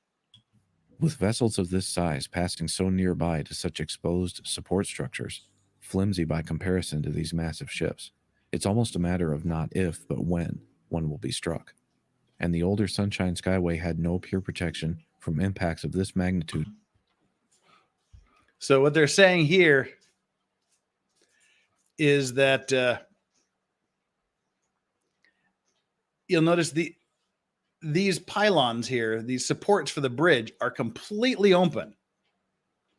The bridge is less structurally sound and less structurally firm than a 40,000 ton vessel that plows into it at a good rate of speed. So they realized, oh, maybe it's not a good thing just to let ships be able to plow into the bridge. James Andrew Morrison says the pilot had eyes in his head, didn't he? Yeah. Didn't mean to close that. Yeah. The problem, again, as we just mentioned, was visibility was almost non-existent at that point. They didn't see the bridge until it was one ship length, 600 feet in front of them. And the radar, the buoys, the navigational buoys in the radar were no longer displaying. They lost visual with the buoys. They had them on radar, but they lost them on radar and were actually completely blind for all intents and purposes. That's when the NTSB was saying the pilot should not have tried to take it through this span of bridge. They should not have tried to go through this channel, which implies they should have stopped, waited for the weather to clear up, waited for better conditions, waited until they could safely navigate this.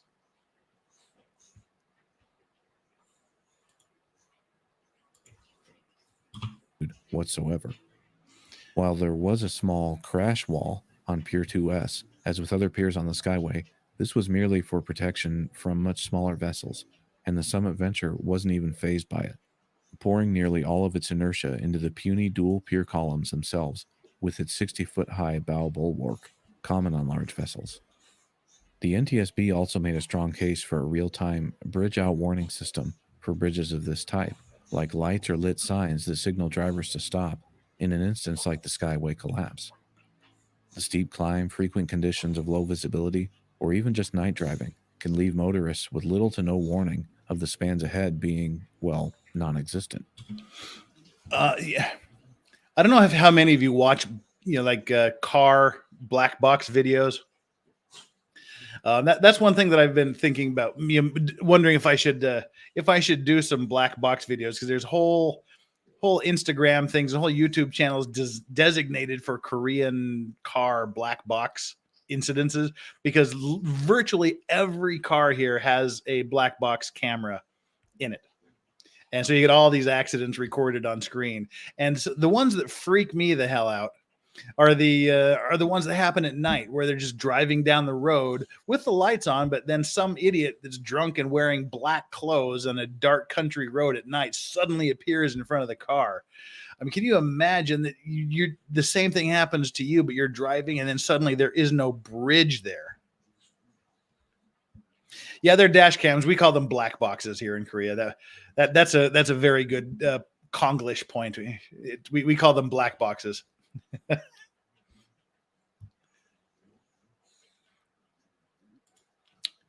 Patrick Kennedy, thank you again, brother, for this donation. Deeply, deeply appreciated. That phrase bothers me. If not, but when? On what metric? Accidents don't need to happen, but they do. That's why we have safety protocols. That's why we have drills. Sometimes the freak accident happens, but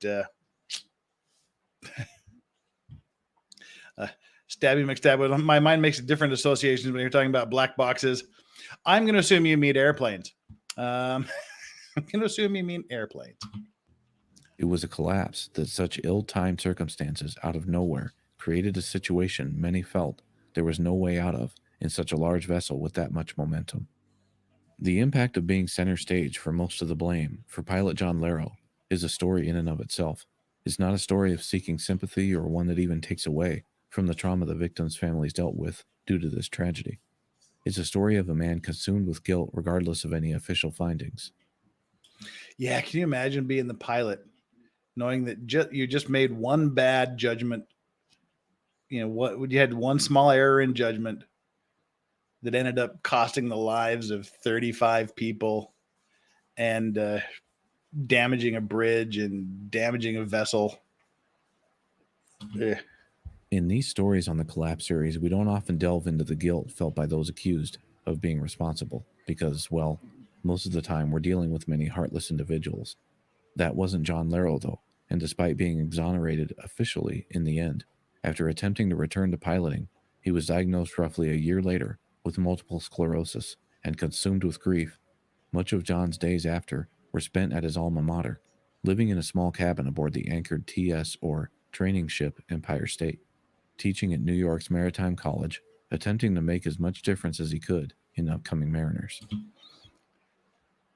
Yeah, so the rest of his career is spent trying to teach others how to be better sailors. They mentioned he was officially exonerated. I don't really know what that means.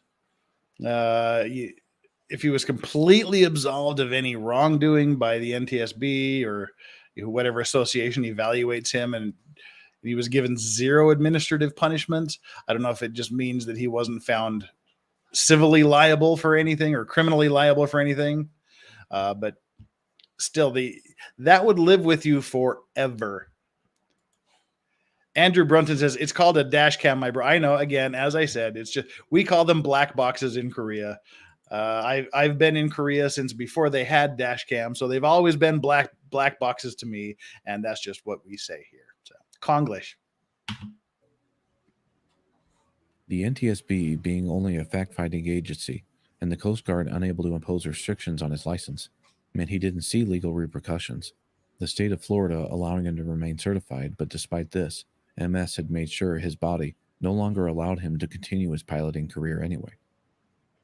Mm-hmm. In Larrow's exoneration, James B. King, chairman of the NTSB, also added in a contradictory follow-up statement on their main accident report, after a careful review of the events that day, I don't feel we can hold the pilot responsible to the degree implied in the majority's probable cause. The pilot recognized that there was an element of risk associated with each available navigational alternative, and felt that the least risk maneuver was to attempt to navigate through the channel and under the Sunshine Skyway Bridge. There was no bright line for decision-making. He acted reasonably in the situation in which he found himself. For more on this part especially, I'd recommend the book Skyway, The True Story of Tampa Bay's Signature Bridge and the Man Who Brought It Down.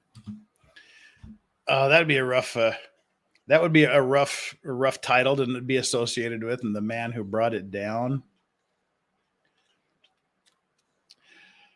So yes, I mean, basically, the way they're using exonerated here means they just couldn't do anything about it.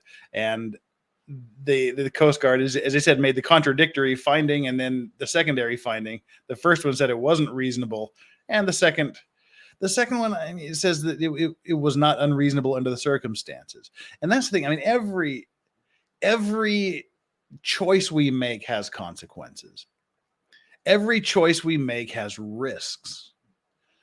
Is it a reasonable risk? Do you have a reasonable belief that trying to do something is the right way? Do you have a reasonable belief that trying to do something is the wrong way to do it? Did he have a reasonable belief that his best option under the circumstances prevailing at that instant he made the decision was to try to go into the bridge?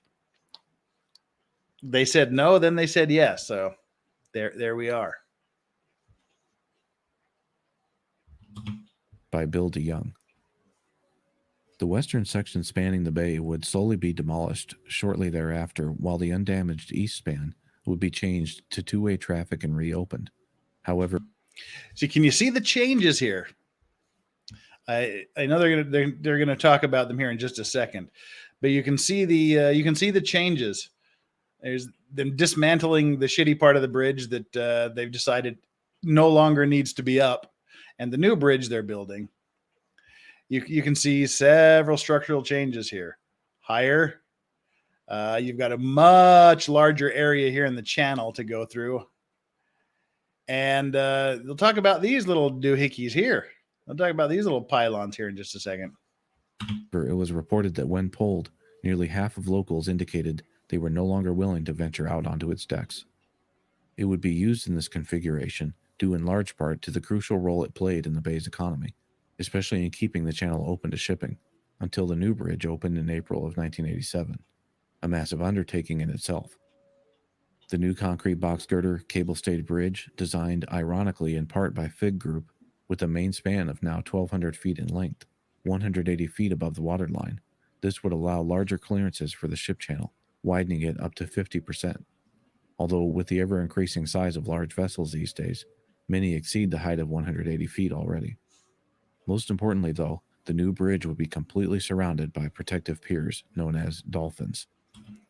Okay, so see now this is something that just no one thought of doing in the 50s, apparently, was having these dolphins here, where if a ship comes in and smashes into the bridge, it's not going to get to the bridge. It's going to plow into these little pylons sticking up out of the water first. It's such a simple thing. It's such a simple way to reduce accidents. But for whatever reason, in the course of human history, nobody had thought of it at that point. The old bridge was subsequently closed, and demolition was an extremely meticulous process, taking care not to obstruct the ship channel. Only roughly 2 miles of bridge over the bay would be removed, however, the remaining approaches repurposed into the now hugely popular Skyway fishing piers with a bait shop on each end. After repairs, the Summit Venture continued carrying cargo under Liberian license until 1993, when it would be purchased by the company Sailor Maritime Limited out of Malta in the Mediterranean, renamed to Sailor. Then renamed again to KS Harmony in 2004 when it was purchased by Singapore Group Frontier SG. In 2008, the vessel would be purchased by Xiansheng International of Singapore and renamed to Jianmao 9. Its final name, as the ship was lost in 2010 when it sank for unknown reasons, possibly rough weather causing it to take on water, off the coast of Vietnam in the South China Sea, no loss of life being reported. The tug Dixie Progress went on to be purchased by Allied Transportation of Virginia and was renamed Heron, the name it keeps to this day, even while it now serves Runner Marine Limited out of Lagos, Nigeria. Mm-hmm.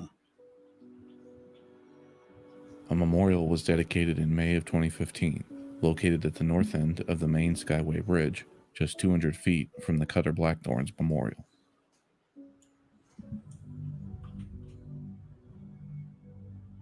And there we go. That be the end of it.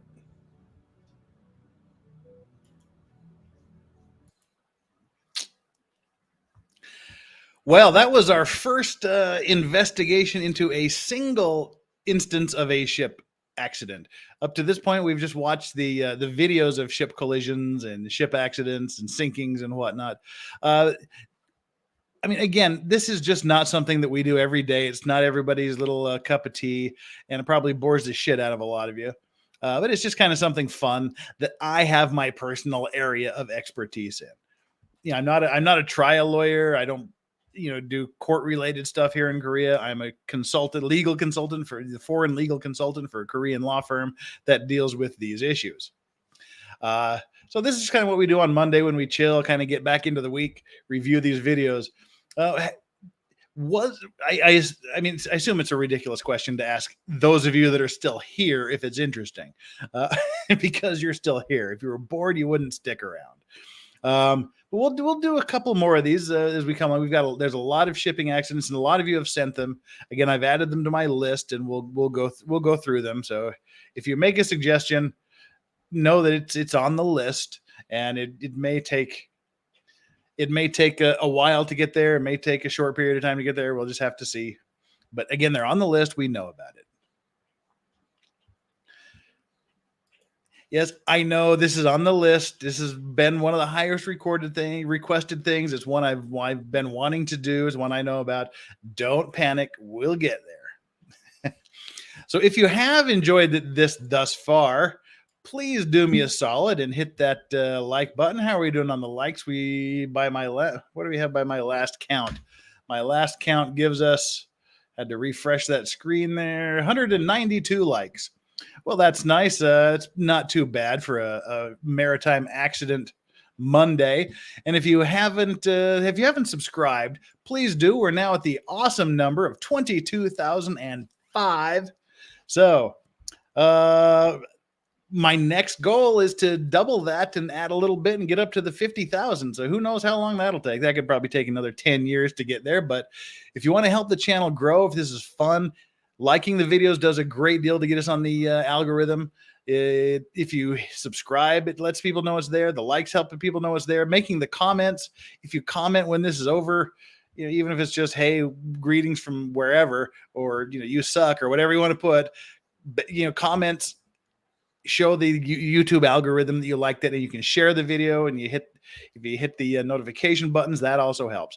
Those are the ways you can help me grow this channel, get the word out there. We've had phenomenal growth in the last month and a half, and that's really super awesome, and it's great to keep this momentum up. And I owe a lot to the other law tubers that have helped me out and have had me on their shows and doing things. So I deeply appreciate all of that.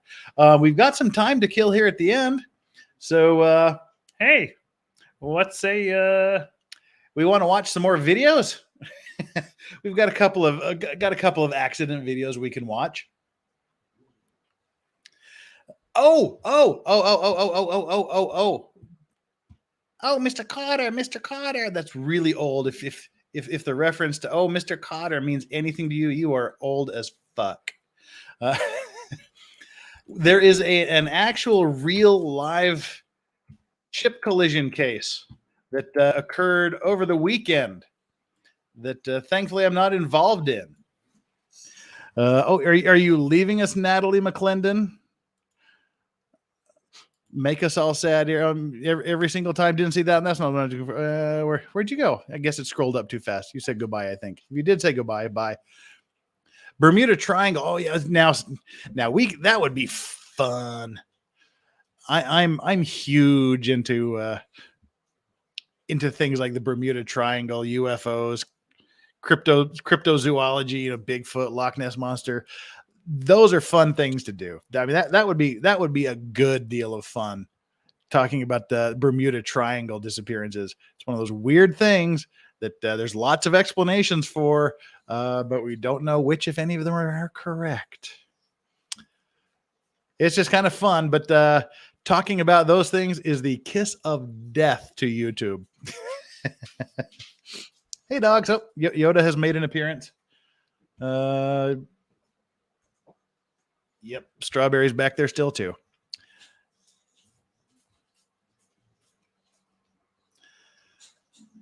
All righty. Yeah, ghost ships, cool stuff like that. The Marie Celeste, the ship just comes and there's still food on the kitchen tables. Nobody's on board, just the dog. I mean, shit like that is really cool. I geek out on. It's not. I guess you call it unexplained events, not really paranormal or supernatural, just highly unexplained events. So yeah, this is a case that is brand new. I saw this and I forgot to mention. I was going to start with this, but I forgot about it until I just now remembered. Again, while I'm bringing up this screen, this is your chance to take 2 seconds and hit that like, hit that subscribe, and notifications. Don't bring that one up, dummy. Where are we at? There we go. This article here is ship sinks in storm off Hong Kong. Dozens of crew in danger. Little worse than danger, I'm afraid. Hong Kong AP and industrial support. What was the date line on this? Was July 2nd. So it was 2 days ago, our time here in Asia. Oh, Montana girl, 56. Happy birthday from hot Brigham City, Utah. I will be having me a delicious shake at you-know-where in Brigham City on the evening of July 16th. If you're ever going through Brigham City, Utah, and you do not stop at Peach City to get one of the best goddamn hamburgers and best shakes you'll ever have in your life, you need to be flogged. You need to be thrown in jail, and you never need to see the light of day again. So yes, Brigham City, Utah, got to go to Peach City and get a ridiculously good shake. Their shakes are like one of the best in the world I've ever had in the world. So, all righty then. Get the Swan Lake City says Peach City was robbed last week. Do you two know each other? You're both in Brigham City. Peach City was robbed. Whoever robbed Peach City, fuck you. It's been his family business for like a bajillion years. It's family-owned business since Christ was a corporal. It's like run like a 1950s diner. It is so good. Natalie McClendon lived in Logan. That's me hometown. That's where I'm headed. I will be in Logan, Utah on the 16th through the 31st with a few days in Salt Lake and Las Vegas. And again, I'll keep my Salt Lake dates open. I'll let people know the days I'm going to be in Salt Lake, and I'll let people know the days I'm going to be in Vegas. I should have a bit of time to hit at least one of the good bars in Vegas. I usually go to Helix, which is it's a small but ridiculously good bar. Probably be at the Monte Cristo Cigar Lounge as well, or I'll let you know. So if anybody wants to drop in and say hi, you are more than welcome to do that. So wow, we got my hometown crew here. Geez, two from Brigham City, one that lived in my actual hometown. Oh, I feel like I'm going home already. Mulligan's in Logan no longer. Okay, there's literally 266 people that don't care. You're the only one here that cares. Mulligan's no longer exists in Logan. My sister was really happy to have advised me that about 6 months ago, it is now a high-end, whatever that means for Logan, Utah, a high-end whiskey bar or a spirits bar. So yes, you can actually get like cocktails and whiskey in Logan, Utah now at a bar.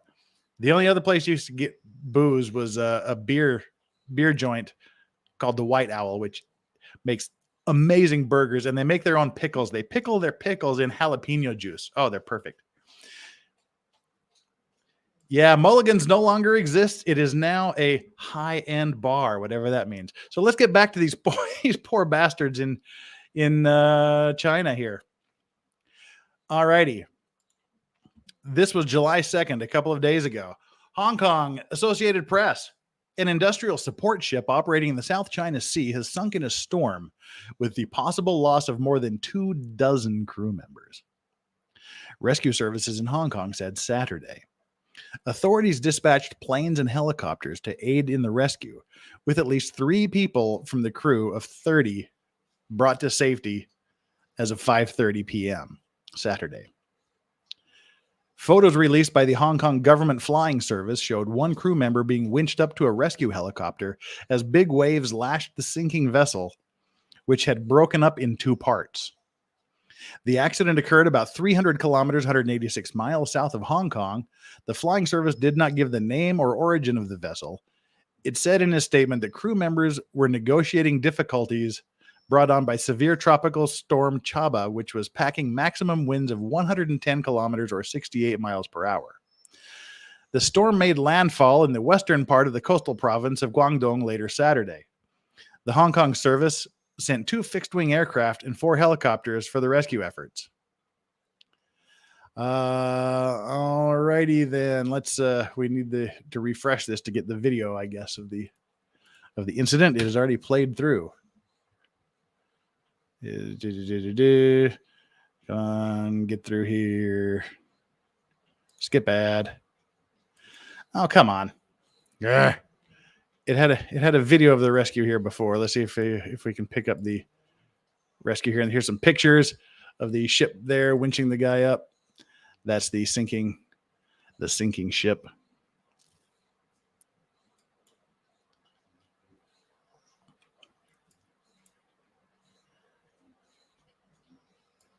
Okay, there's People playing around in Hong Kong. Don't really know what that has to do with the article, but yeah, that's see if we can get the news article again, or if it's going to bump us back to the same place we were before. Yep, we're who knows? Maybe they took the video down. But yeah, this that's a sad deal. 30 people. They only managed to rescue 3.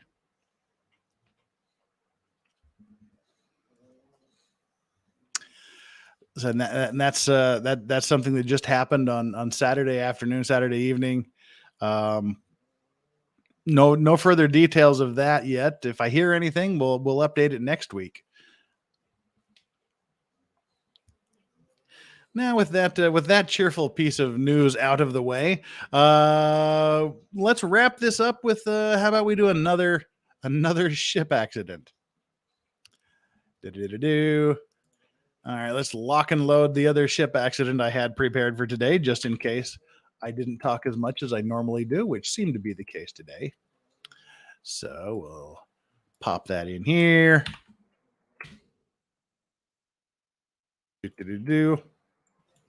This has lots of credits mentioned, so there's a good chance this is going to get copyright claimed, and I might have to delete it.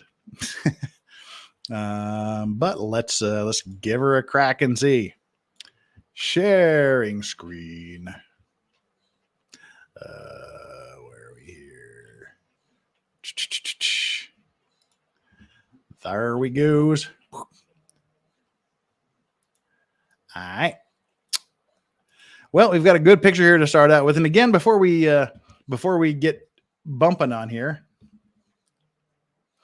don't worry. This should take us up to or very close to the 2-hour mark, but no later. I do need to bail and do other things. But tomorrow again will be just kind of a relaxed birthday stream.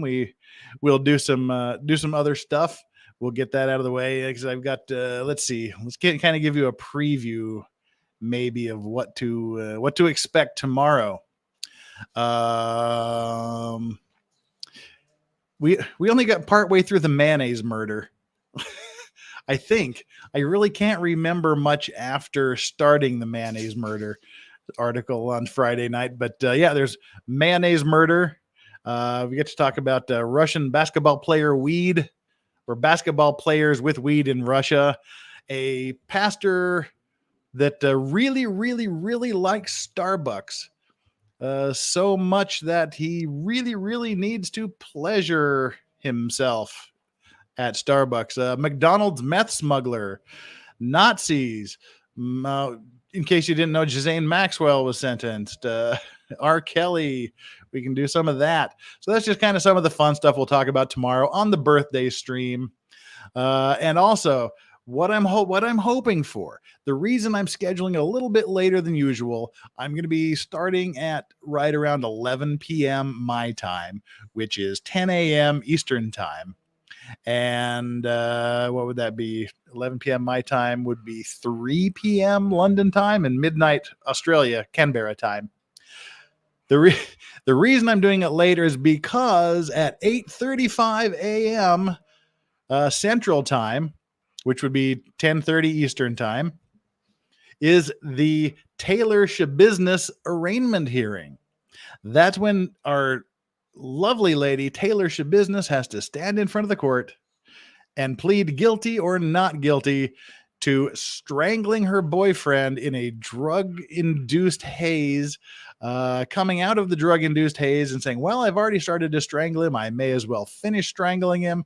Then chopping off his head, chopping off his junk, making a jigsaw puzzle of the rest of his body with 6 or 7 knives, getting lazy, carting some leg parts out to a friend's van, getting lazy, and then just sort of leaving the head and his male member in a bucket at the bottom of the stairs for mom to find, running away back home, and not taking a shower and completely remaining covered in blood when the police show up and say, hey, what happened here? We get to see if she is going to plead guilty or not guilty tomorrow. Oh, that's funny. Swan Lakely says Montana girl is my mom. I guess you know each other then. Hi, mom. I guess you know each other. At least I hope you know each other. Yeah. So 11 p.m. equals 7 a.m. 11 a.m. equals 7 p.m. 10, 9, 8. That would be mountain time, I guess. So anywho, that's what we will be doing tomorrow. And again, I am fully expecting this psychotic woman, and psychotic in my own definition, not legally psychotic yet. This nutso woman, I fully believe she is going to plead not guilty and go to trial. 11 p.m. Korea time would be 10 a.m. Eastern time. So that's when we'll start here. But yes, I fully believe she's going to plead not guilty to all of these horrific acts, because if she pleads guilty, she goes to jail automatically for the rest of her life. No questions asked. She's just done. She admits the charges. She goes to jail without the possibility of parole for the rest of her life.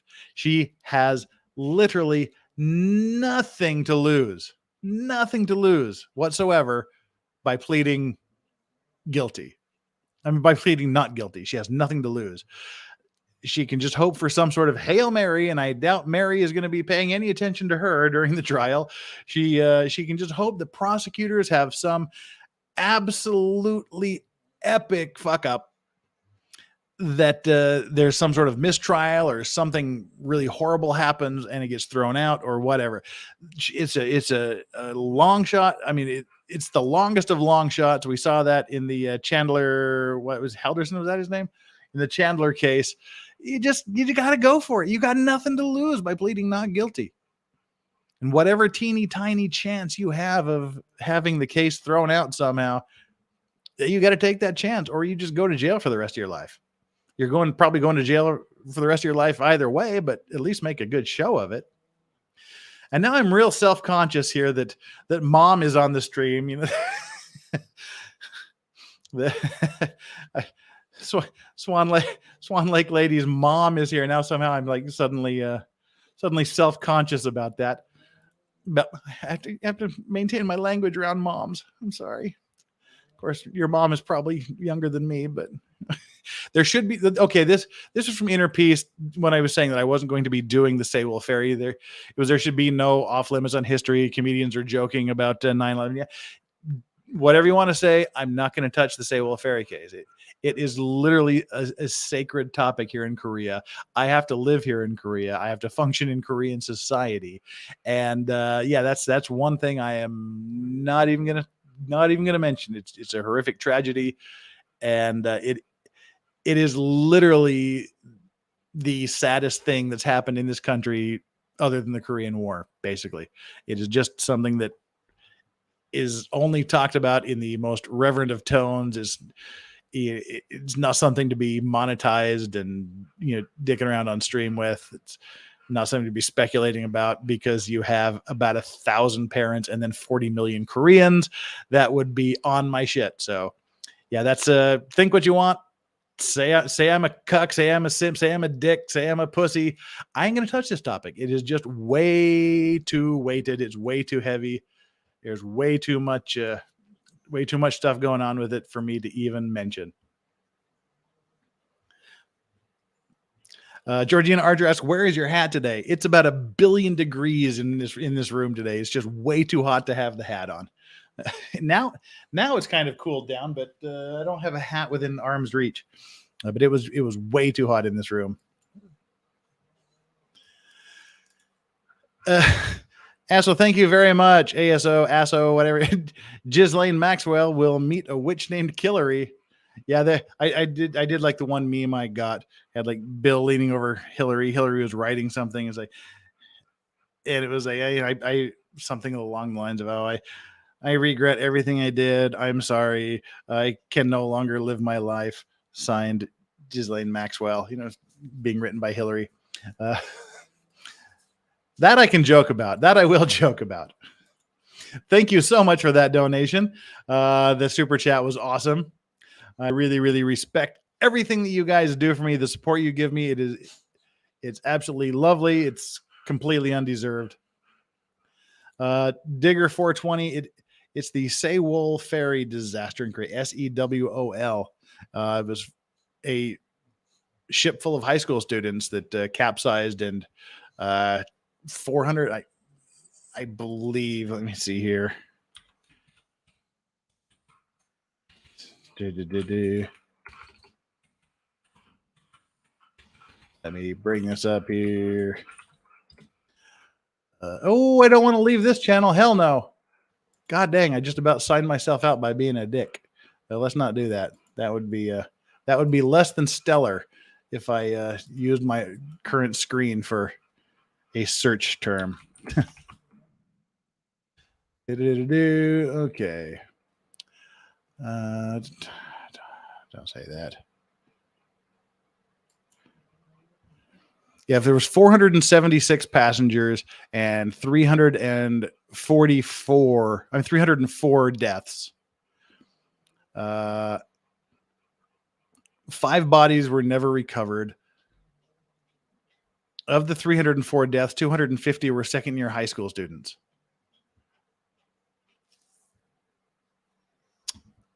Yeah, it's just not something that any sane person, any sane foreigner in Korea would talk about publicly and monetize and do all this other shit. It's a horrific tragedy. It is still it was April 16th. Every year there's still memorial services. Everybody wears little yellow ribbons. It was just that big of a deal that 300 children's lives were wiped out, basically. So, yep. I mean, it was bad enough they closed the high school, basically. You know, they lost their entire school, effectively. You know. Yeah. Yep. We don't talk about that, so you know, it's one thing that I would love to cover, but I like my channel, I like living here, and I like my job, so I ain't gonna touch it. It's a horrific tragedy. Read about it all you want by yourself. There's also I did not know that the BTS song Spring Day was based off this. I did not know that. I've never heard the song. I don't know the song, but there's also a movie made about it. With that in mind, let's wrap this up with some oh geez. Okay. Let's see. Let's wrap this up with a collision video. This one starts out really nice. So boom. We've already got a ship in trouble in the opening credits. And hey, whoever is responsible for these videos, thank you. I'm just using them for fair use. Please don't copyright claim me. Thanks.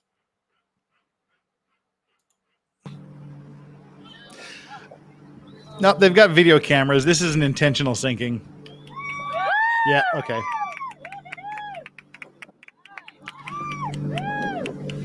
That is an intentional sinking. That doesn't look very good. Why would you intentionally sink a vessel? Why would you intentionally sink a vessel? Reef building, James Andrew Morrison, that is the largest reason why you would do it. You sink them, and then over the years, sea life moves into them. Yeah, it just develops into reefs and barriers.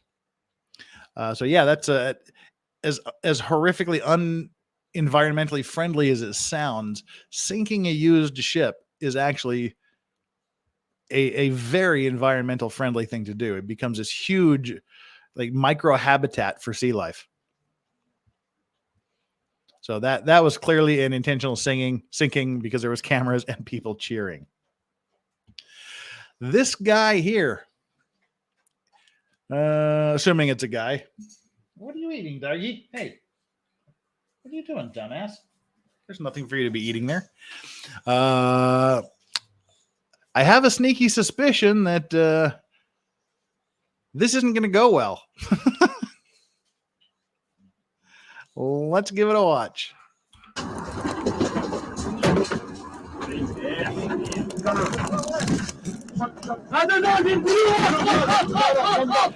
Okay.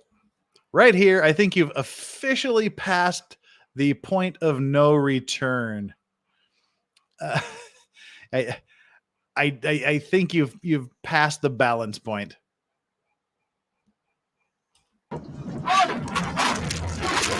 Oh, look at the gee, this person is probably shitting themselves right now.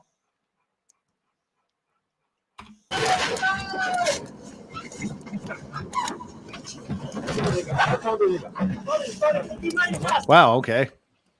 Oh, geez. Dude's coming in hot. Again, I know zero about this accident that we're witnessing right now, right this moment, but I have a very sneaky suspicion that alcohol may be involved in this collision. I'm guessing this may be an alcohol-related incident. Let's watch it and see what y'all think. Bump back 10 seconds there. Do.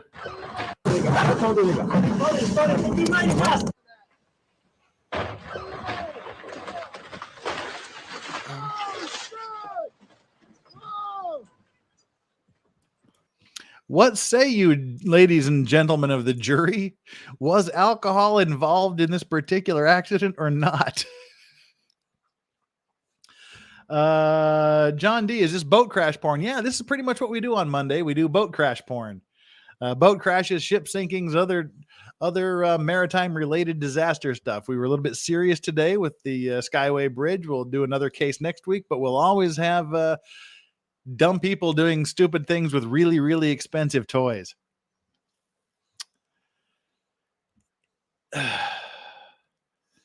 Yep, I'm calling alcohol on this.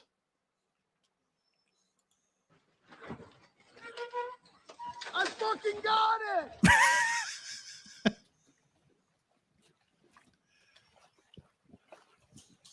Go. There they go. Great, Mom. Way to be cheering on the dinghy. Oh my god.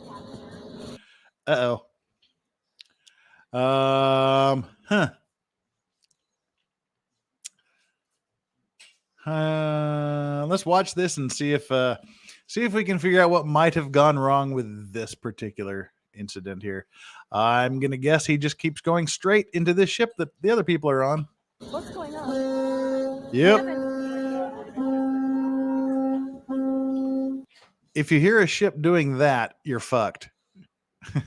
If you're blowing its whistle like that, you're toast. Yep. Oh my god.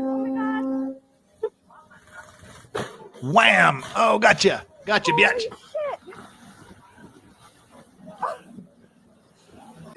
Okay, that's interesting. Huh. I'm thinking that they were asleep. They were down below deck, drinking, knocking boots, doing something. But I refuse to believe there was anybody here in the wheelhouse watching out the front window. And I was waiting to see if someone came running out of from below decks or running out of the cabin. There was nobody the entire time. They were either asleep, drunk, knocking boots, doing something. But they were not paying a damn attention. See, nobody's coming running out. Still nobody's coming out. Nobody's there. Wow. All right. Oh, they did crash. They had a good crash there. Boom. Did you hear that? They turned because they crashed.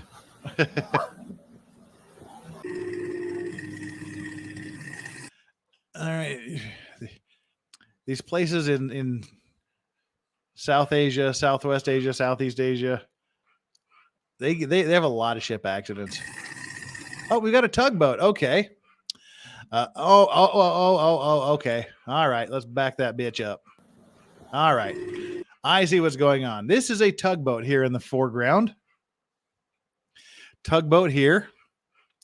We have a barge here being towed, and it looks like another tugboat helping push the barge while it's being towed. Here's the tow rope that they're towing the barge with. It seems that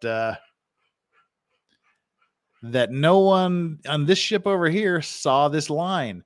This happens a lot with tug and tow. And by a lot, I mean, if it ever happens, it should never happen. This guy sees the tugboat, sees the barge, and thinks, oh, I have some free space. I'm going to go between these two. I'm not just going to sit. And this is like everybody that drives a damn car. I hate this more than anything.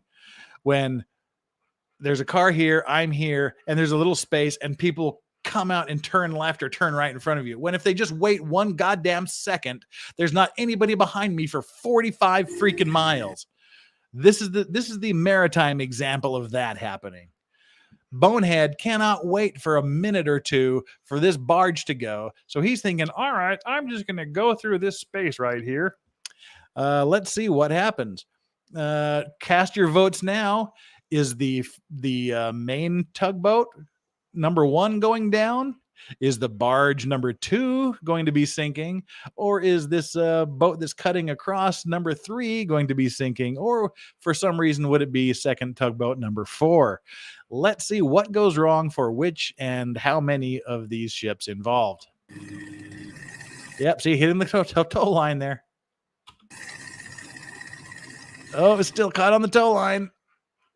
It's going to start to flip this ship, and it's going to start to spin this one and spin the barge. Let's see how it all works out. Oh, we have several votes for 3 here. This is a tugboat, for God's sake. This is another fucking tugboat. He should clearly know that if you see a tugboat and a barge in the middle of the river, there's something between the two. After all, that's his job. But apparently he's incredibly brain dead. It looks like we have the number 3 seems to be the most likely person to sink. I'm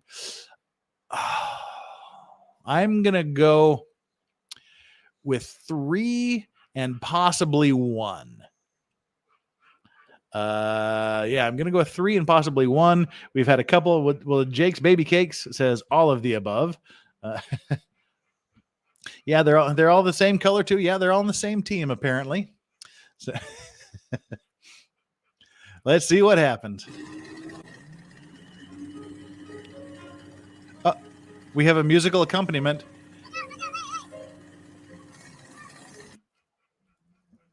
Okay, for those of you non-maritime people, how would you solve this situation? It looks like whoever said number 2 wins. Number 3 wins, I mean. How would you solve this? Those of you that have 0 nautical or maritime experience at all, what would you do to solve this situation? Oh, James Andrew Morrison seems to be the genius of the bunch. Cut the rope. Megapint D-Way is not the answer. But speaking of Megapint, I haven't had nearly enough of my Megapint tonight. Ugh. The ice is melted. Now it's a really watered down vodka tonic. Big Scissors has entered the name here, Bohemian. Yep. Jump ship or cut rope, says Maria Rose 1. Yep. That would be MJ. Cut the line. Hair Skeletal says cut. Yep. So that's kind of what you would do, but doesn't look like it happened.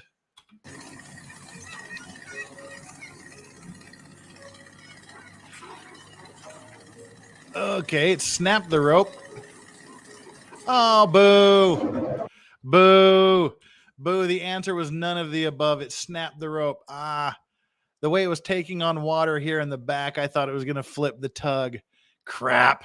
Oh, well, that was a letdown. Boo. You guys can do better than that. Dang it. See, like right here, when it's starting to take on the water on the back, I thought it would flood this ship and flip it over. Alas, no.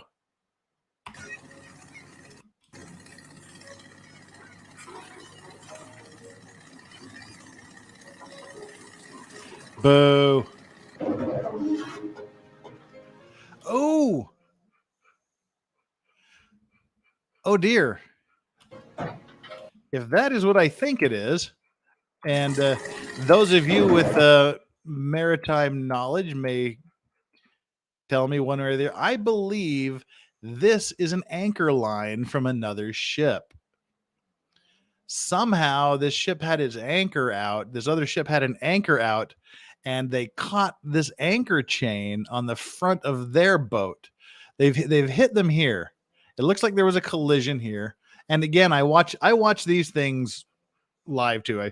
I fast forward through them, just like really just do like a quick grab and slide like this, just to make sure there's actual accidents, because our second time out we had like the lamest videos ever because I didn't preview them.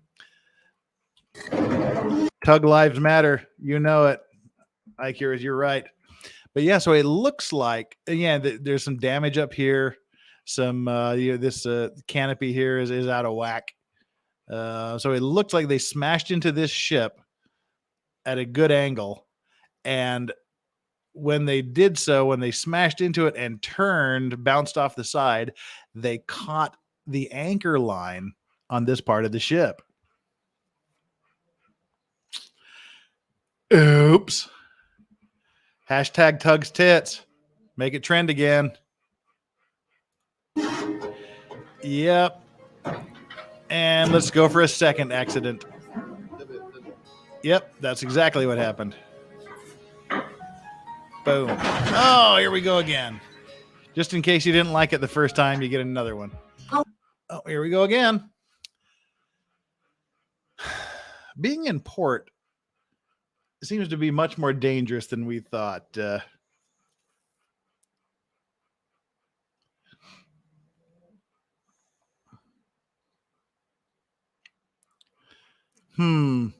Yeah, I'm kind of disappointed it didn't sink. That would have been cool.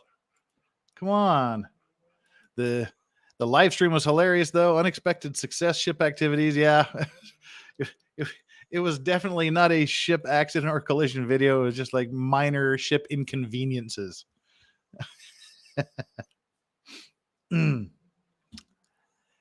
Oh, that's a very good point. I wouldn't want to be on a boat today during the 4th. So many crazies. Not just so many crazies. Lakes are full of drunken crazies. Yeah, that makes it even worse.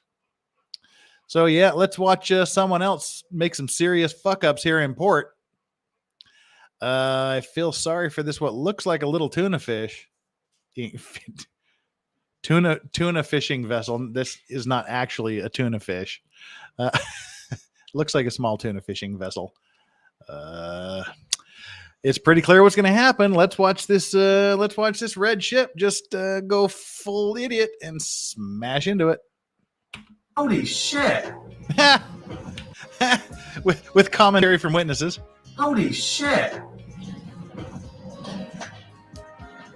What the fuck? Holy shit! Oh my god! Yep. So that happened, and wow, this big white ship here looks really fucking expensive. I mean, we're talking probably tens of millions of dollars. This is a big fucking ship. That, yeah, it really, John, yes, it really does look expensive. And again, this is not the angle you want to approach the pier on. How they even get in these situations is utterly beyond me. You have to be the definition of incompetent, or you have to have had some sort of ridiculously critical system failure. But let's watch someone's insurance premiums go up.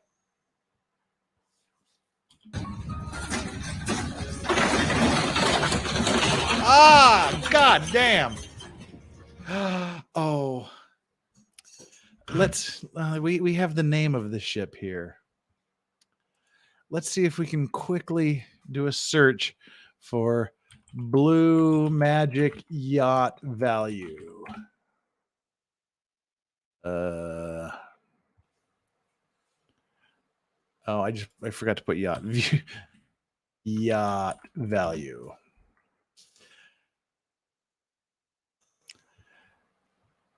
It's currently for sale if it's the same ship, if anybody wants it.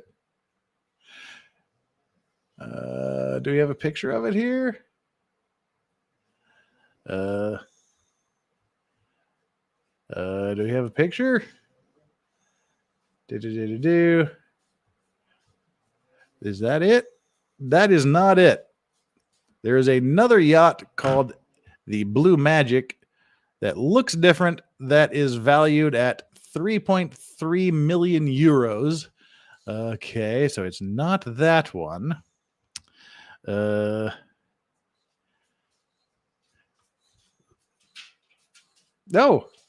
here we go.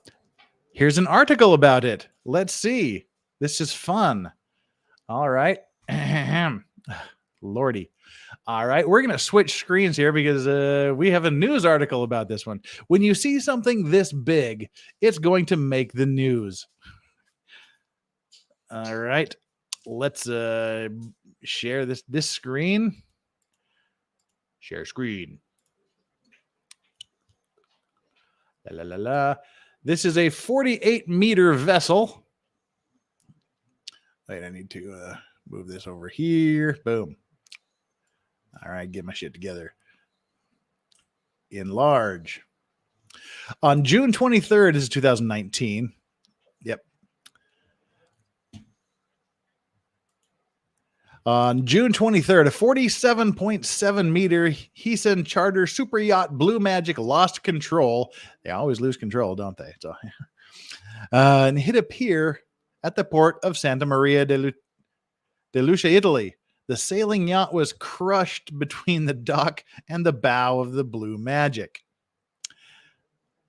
At the time of the collision, the sailing vessel was not occupied, and fortunately, no one was injured in the accident. Initial assessment by Italian authorities indicate that the accident was caused by a defect in the yacht's electronic propulsion system. Upon boarding, PSC, those are the port state control. They're the safety people that make sure ships are safe to sail. Found that the Blue Magic had several paperwork deficiencies. Oops. The vessel remains moored at the port as of Thursday. The 1998 built yacht was previously known under the names of Blowsy and Big Mac, features a beam of 8.5 meters, and that's 8.5 meters across, and 1.5 meter draft, so underwater, 1.85 meters underwater, relying on an aluminum hull and superstructure. Oh, that's pretty inside. That's nice. The motor yacht can accommodate 10 guests in 5 cabins with an interior design by Gregati Associati and the exterior design by Mulder Design. The yacht undertook thorough refit works in 2014. That's a pretty little ship there. Nice little living room inside the ship.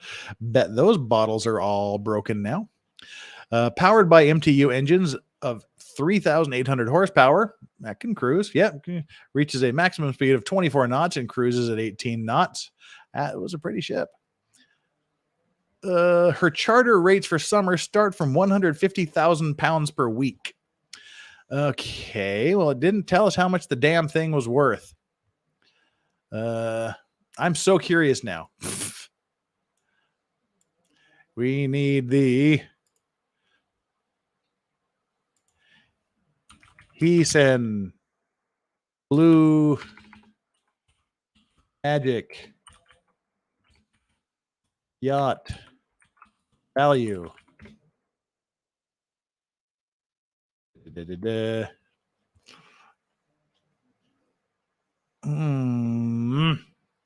Let's see if this is going to tell us. A little quickly reading through here. Nope, that's the wrong one again. Damn it. Super yacht. Guess it's not going to tell us what it's worth here in any quickly discoverable thing. But you can rent it for 150,000 euros per week if you really feel like it. Yep. Damn. Well, that's depressing. I really wanted to know how much this thing was worth.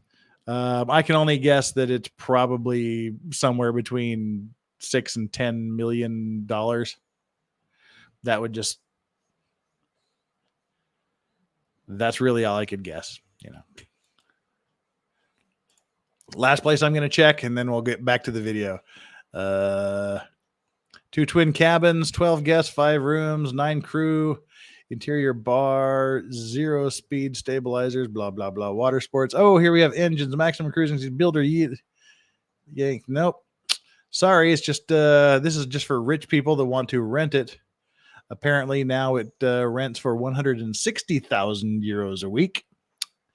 So if any of you are feeling rich, I know a ship you can use. It's only been smashed into a pier once. So yeah, I'm guessing somewhere maybe around 10 million. Oh, we have some here that says the average price for Heisen yachts is about 14 million euros. Yep, well, dang. Let's watch the Blue Magic smash into this poor son of a bitch of a pier and other little yacht boat. That was kind of fun. Real-time news reading. Ship broke crash compilation and share this beast again. Here we go. Whoops. Come on. Yeah, that's not good. Oh, we this was one we had on last week. The container ship that's coming in a little bit too close to this one, and we have these containers falling off and smashing on the pier, which I can just imagine this may have been in the high tens, if not low hundreds of millions of dollars to fix that ship, fix your ship, compensate all of the container damage, all of the goods inside the container, and the damage to the pier when you smash into it.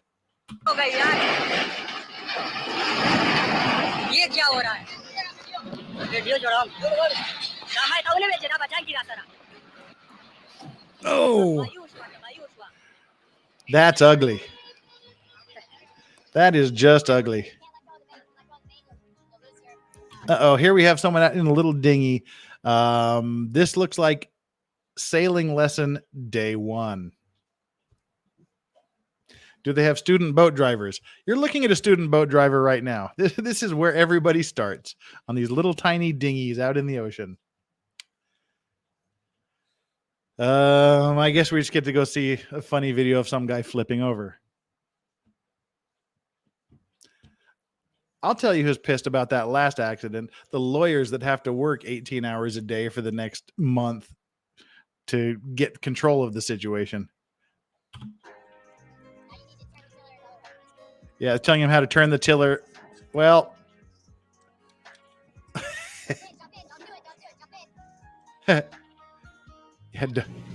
oh, okay. All right. Okay, again, you can see the buoys here set up. This is another intentional sinking. You know, that ship has seen better days. You got the tugs here watching, it looks like. Yep. Goodbye, ship. Go make some homes for fishes.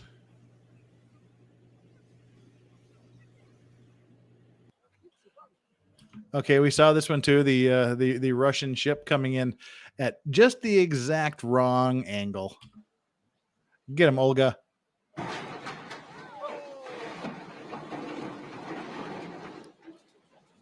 Well, they arrived at the pier.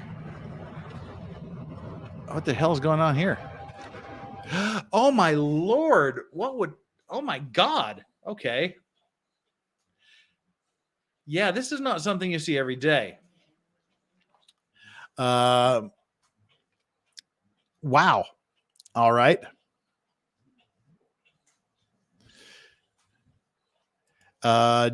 Jeff cannot sail. Jeff has never sailed. I ride on boats really well, but I do not know how to sail. This, God only knows what happens. This is what you call a row ship, a roll on, roll off. There's cargo. These trucks themselves could be the cargo. Like you drive into these ships, and you unload your trailer, you unload cars or vehicles or whatnot, and then you roll back off again. So they roll on, you roll the cargo on, then you go to your port And when it comes time to discharge the cargo, unload the ship, you hook up to the trailers and you roll off the ship again. But for some reason, this ship is moving. By the way, not like a ferry. It's like it's cargo. Like this container here is full of cargo. The truck will drive it on just like a regular container truck driving down the road. Then it will just park it in the ship, and then the truck will take off. And then when you get to the destination port, another truck will come and hook up to the truck and take it off. Or you can transport vehicles like similar to a ferry, but they would be cargo and not privately owned things. I don't know why this is moving. This is literally exactly what is not supposed to happen. I don't know how it would be moving this fast with the ramp down. I would be really curious to know how and why this is happening. But with that ship going forward at such a high rate of speed somehow, this is not going to end well. No heavy sea swell? No, this is jaded fat. It's not lashed to the port, to the pier. Maybe I don't know. It's just maybe the lashing ropes came undone. I don't know. It doesn't look like the seas are too bad. I have no idea how this happened, but it's not a good situation. And I have a suspicion it's going to get really, really ugly. Yep. Oh God, there goes the forklift. Wow. Good Lord, and they're going right off into the drink. Oh God, there goes the ramp. Oh. There goes the pier. Jesus. I have no explanation for how that happened. That was pretty epic, though. Just this gigantic ship is just like moving down the pier and taking literally everything in its path with it. Holy crap. Huh. All right.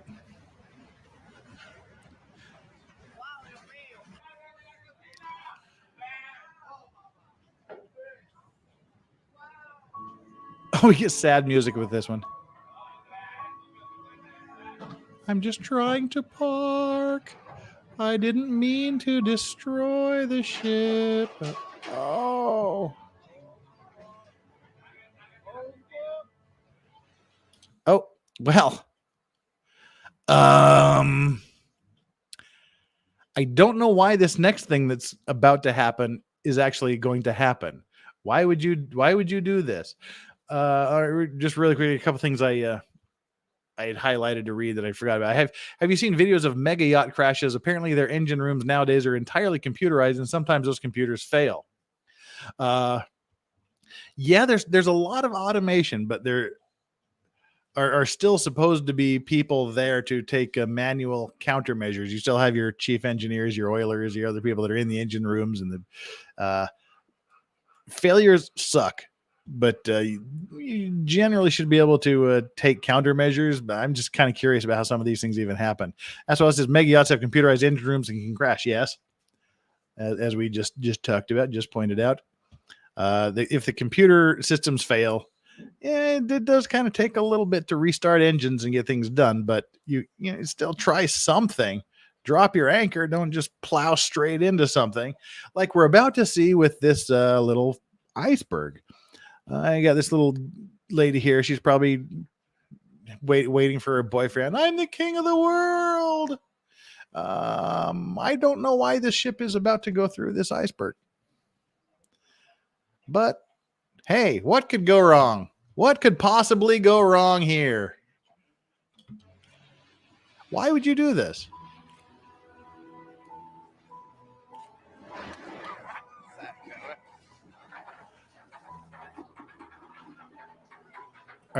Are they trying to break it up?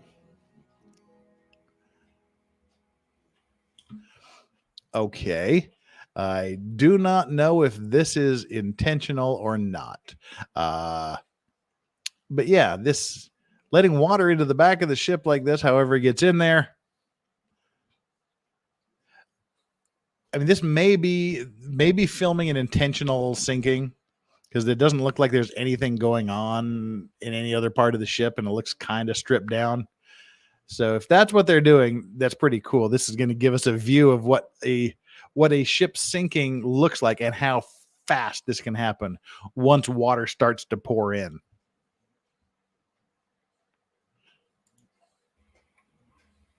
Watch how fast this goes down.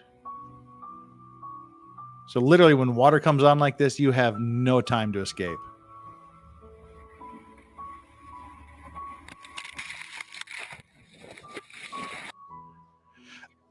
Oh dear. Oh, this is cool. Are we going to get to see a decapitation? Because dude is up higher than the bridge.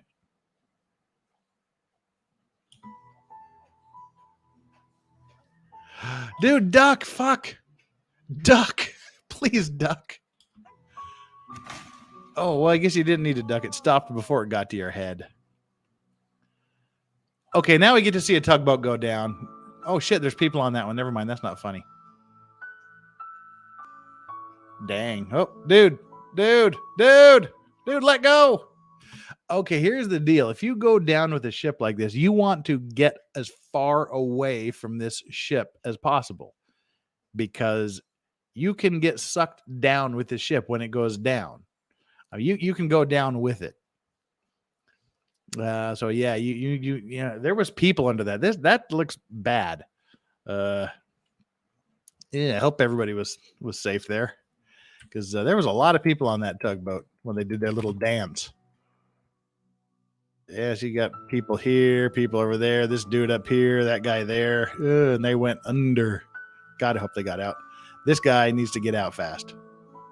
Dude, you're not going to push it up right by yourself. Okay, there's 1, 2. Where's the other? Oh, God. Okay, that's an extra bonus. This is another reason why you want to be away from ships when they go down. This gigantic spinning propeller. Yeah, there's likely some oil pollution coming from this. But yeah, that propeller thing there is something you want to watch out for. Let's watch that sucker spin and turns around, goes under, you get nailed in it. Ugh. Yes, the prop is still turning. Okay, we've talked about this one before. This is also intentional. There's some sort of clear, I don't know what it is. There's some sort of lumber mill, paper mill, something off to the this side of the screen. And this is how you unload a giant ship full of lumber. You just ballast it so it dumps everything off the side. You right the ship, the wood floats where it needs to go, and you go back out to sea. Yeah, so this is intentionally dumping its wood into the water.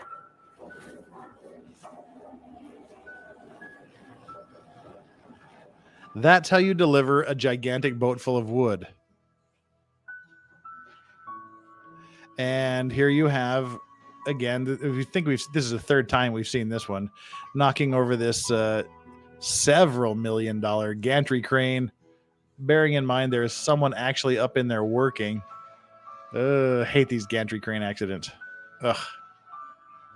And we get the added fire to this one. Shit. Oh, shit. There goes the top of his boat. There it goes. Oh, my God. Oh, my fucking God. Oh. I didn't need to provide the commentary for that one. He did it just fine.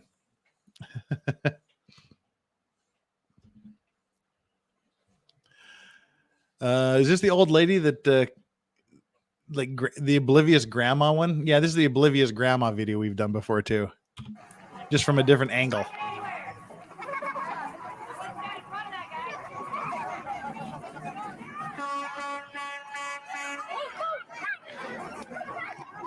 Grandma doesn't care. Grandma move.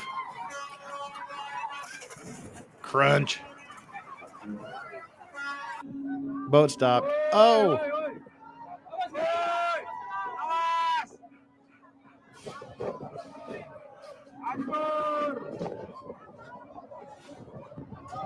Very large ship hits. Oh, okay. Oh, this is bad. Now we have the Russian swear words. I told you before that one of the videos I was surprised at the lack of Russian swear words. And any of you that didn't see last week's show, if you go right to the very end, the last 30 minutes or so, we have a crash course on Russian swear words. That was pretty fun to do. Here we have the Russian swear words coming into play.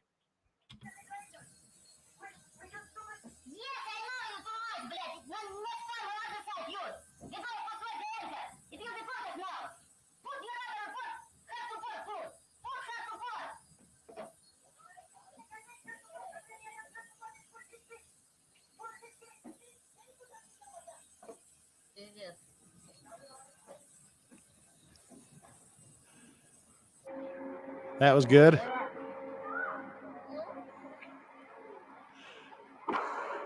Oh, missed it by that much. Oh, ding. Well, back up and try it again. The ship's name was Challenge, by the way. We've got a little bit of a challenge to get under the bridge.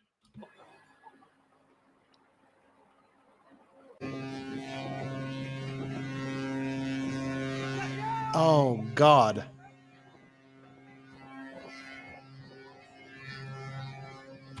Oh, man. This is another one. What is this? The Far East Honesty accident, I guess we'll call this one. Wow. Why would you do that? Why is my A not working? Far East. Was it Far East Honesty? Was that the name of the ship? Yep. Far East Honesty. Wow. Honesty accident. A bulk carrier collided. This was August 1st, 2019. Let's get a little background on this. I think this is the last accident on the video. So let's see what happens. Bump us out of this screen. Share this screen. No, we don't need to do that. We need to share screen. This is an article from Fleet Monitoring site called Another One Bites the Dust. Dun, dun, dun. Ooh, hang on, wrong one. I'm enlarging the wrong one. There we go. Another one bites the dust. Bulk carrier collided with pier, smashed berthed ship. Ayah. That's some good damage to it there. Bulk carrier Far East Honesty collided with a pier at SSIT Port Vung Tau, Vietnam. Understood while berthing on July 31 on arrival from Philippines, ship's bow was severely damaged. She also hit berthed local container vessel or barge. Photos and video were published by Mr. Hong Kong Van, Korea Express, Saigon Port. Alrighty. Ooh, that looks that ship did get munched, didn't it? Alrighty. Well, what caused the accident? Don't just do that. Whatever. Let's see. Marinetraffic.com usually has some good articles. Let me see if this is a good article. And yes, I agree to all your. Nope, that's just telling us where the ship is at the moment. Smashed another ship. Weekly update. Let's see here. Far East Honesty. Again, that's about all the article. That's about all the article says. It just crashed into the jetty. Far East Honesty has been loaded onto the voyage. Issued a decision to temporarily suspend Far Eastern Honesty and coordinate with Maritime Administration, Ho Chi Minh City, regarding case. Nothing to report on the cause of the accident. Let's just kind of watch it smash the bejesus out of the port and another ship. And then we will wrap this up for tonight. All right, share the screen.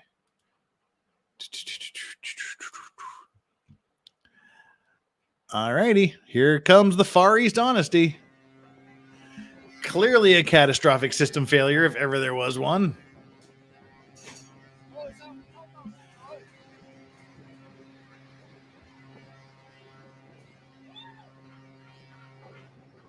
Wow.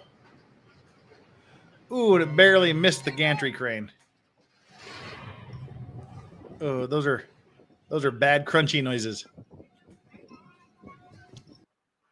All right, there we go. That's the end of the video for today.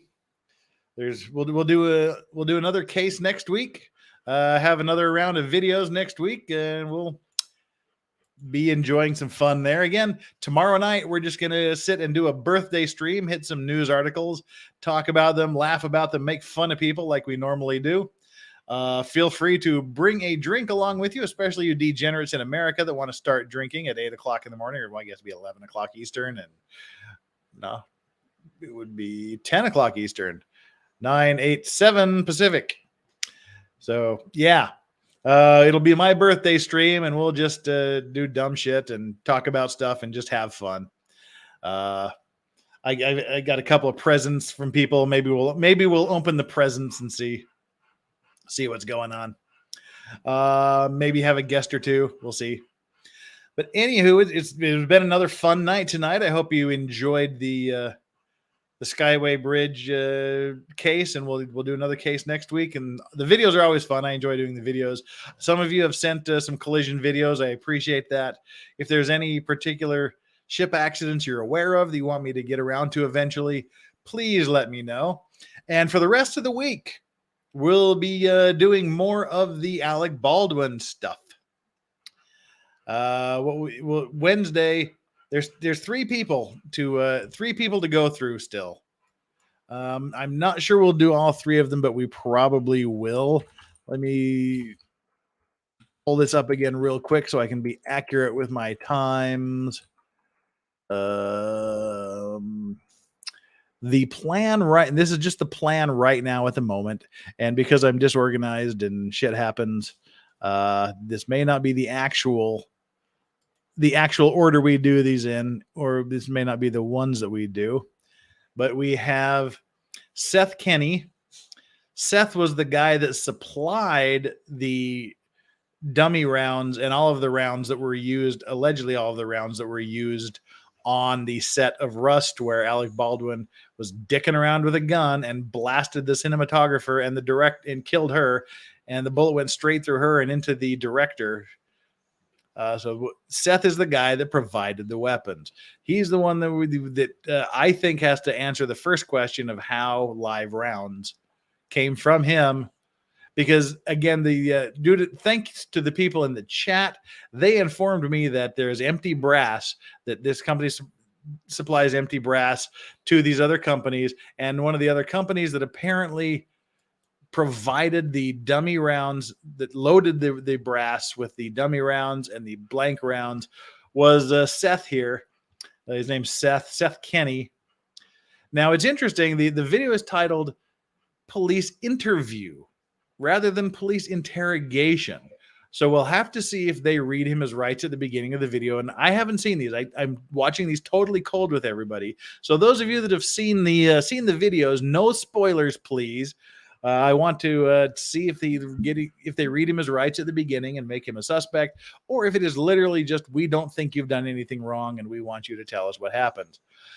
So that Seth is one, and Seth's interview is 1 hour and 22 minutes. So we can do that in a day if I don't talk too much. So I have to control my talking. So we might do that on Wednesday. Thursday, I'm thinking of doing Thursday and Friday. I'm thinking of doing Prop Master. Sarah Zachary. Sarah is the one that is confusing me in all of this. The armorer chick, Hannah, she was in charge. She was the head armorer for this, but she kept delegating stuff to Sarah. She kept calling Sarah her boss. And in addition to doing armorer stuff, she was doing prop stuff. So I'm not sure if Sarah is, is Hannah's boss? I mean, we have a lot of questions to answer, and Sarah has answers. Sarah's the one that, and she has a longer, and she has a 2-hour and 24-minute interrogation. Again, that's called an interrogation on the video. So likely she has been read her rights. So we'll break that up into 2 days. I'm thinking Thursday and Friday. And then we have assistant director David Halls, who we kept saying, Dave's not here, man. So the assistant director, Dave Hall, has a 1-hour and 5-minute interrogation. So that we will either do that on Saturday or next Tuesday. I just might do a Saturday stream for the hell of it, if I don't have anything to do. So that'll be the next few incidents. And at some point, like I said, hopefully 24 hours from now, we'll be able to find a live stream of Taylor Shabusiness's arraignment hearing. That's the primary goal, is to get her story. We need a Taylor Shabusiness thing. If they do it live, we'll watch it live. And in any case, I'll do a recap of it later.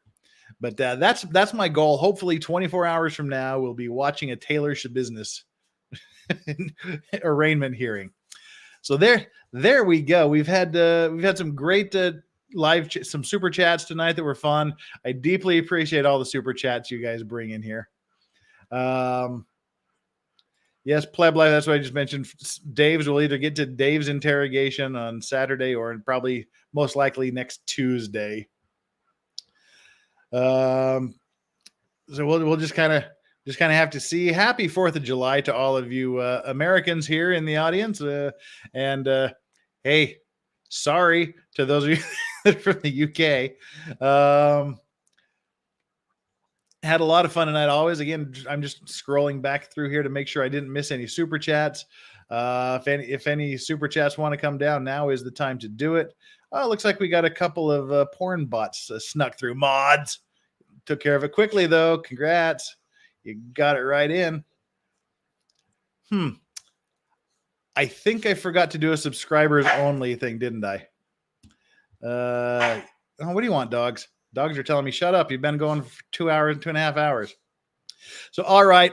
I guess it's time to wrap this up to figure out what I guess Dargie's strawberry is Dargie. Dargie is strawberry in Korean. I guess strawberry's ball probably went under the chair and she can't get it. So she's barking at me to get it for her. But anyway, hey, we got my birthday stream coming up tomorrow. Hopefully Shabusiness will be involved.